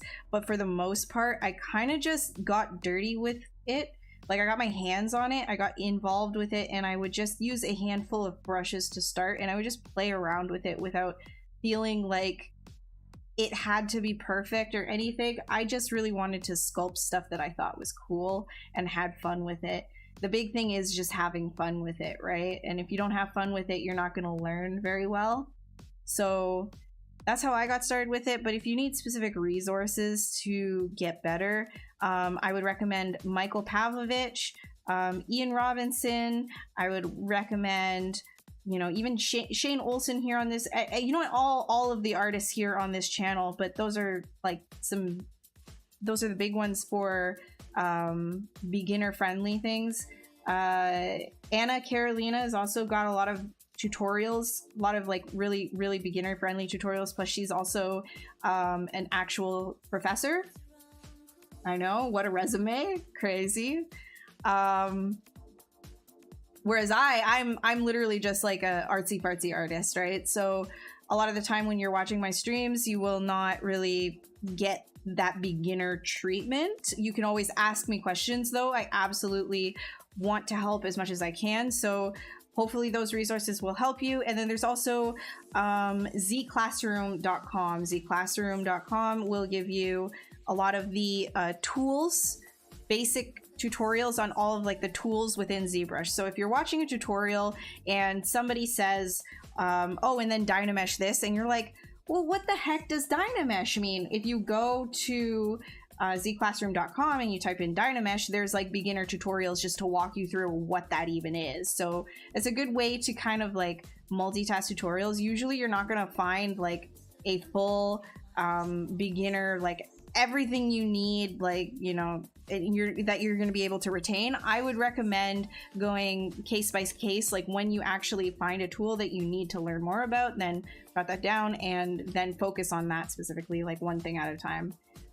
Yes, Pablo is one of those people that probably will be able to give you a very in-depth beginner like everything guide to ZBrush. I think it's a paid course from him though, specifically. Whereas like if you wanted to try the free route, then Michael Pavlovich has individual videos, but it's a lot of like, you have to parse through information yourself as well, right? But he is very good at teaching. Ian Robinson does streams here as well. He's now a member of the Maxon family. So hopefully all that helps. And if you do have any questions, you know, like artistically, or, you know, maybe about the industry, about your portfolio, about, you know, anything really, like feel free to reach out to me on any of my socials. You can follow me on any of my socials for updates when I'm going to go live here on this channel. And otherwise, follow the ZBrush Live channel, like, which is what you're on right now, Pixelogic/Maxon. And you're going to get notifications when all of the other artists go live as well. So I'm here on Wednesdays usually. I've been doing every other week this month. So next time that I'm going to be here is going to be the 22nd. Okay? Yeah, moving subtools at the same time is very fun. Very good. All right, I'm gonna see you guys on the next one. I hope you had a good time. Yeah, okay.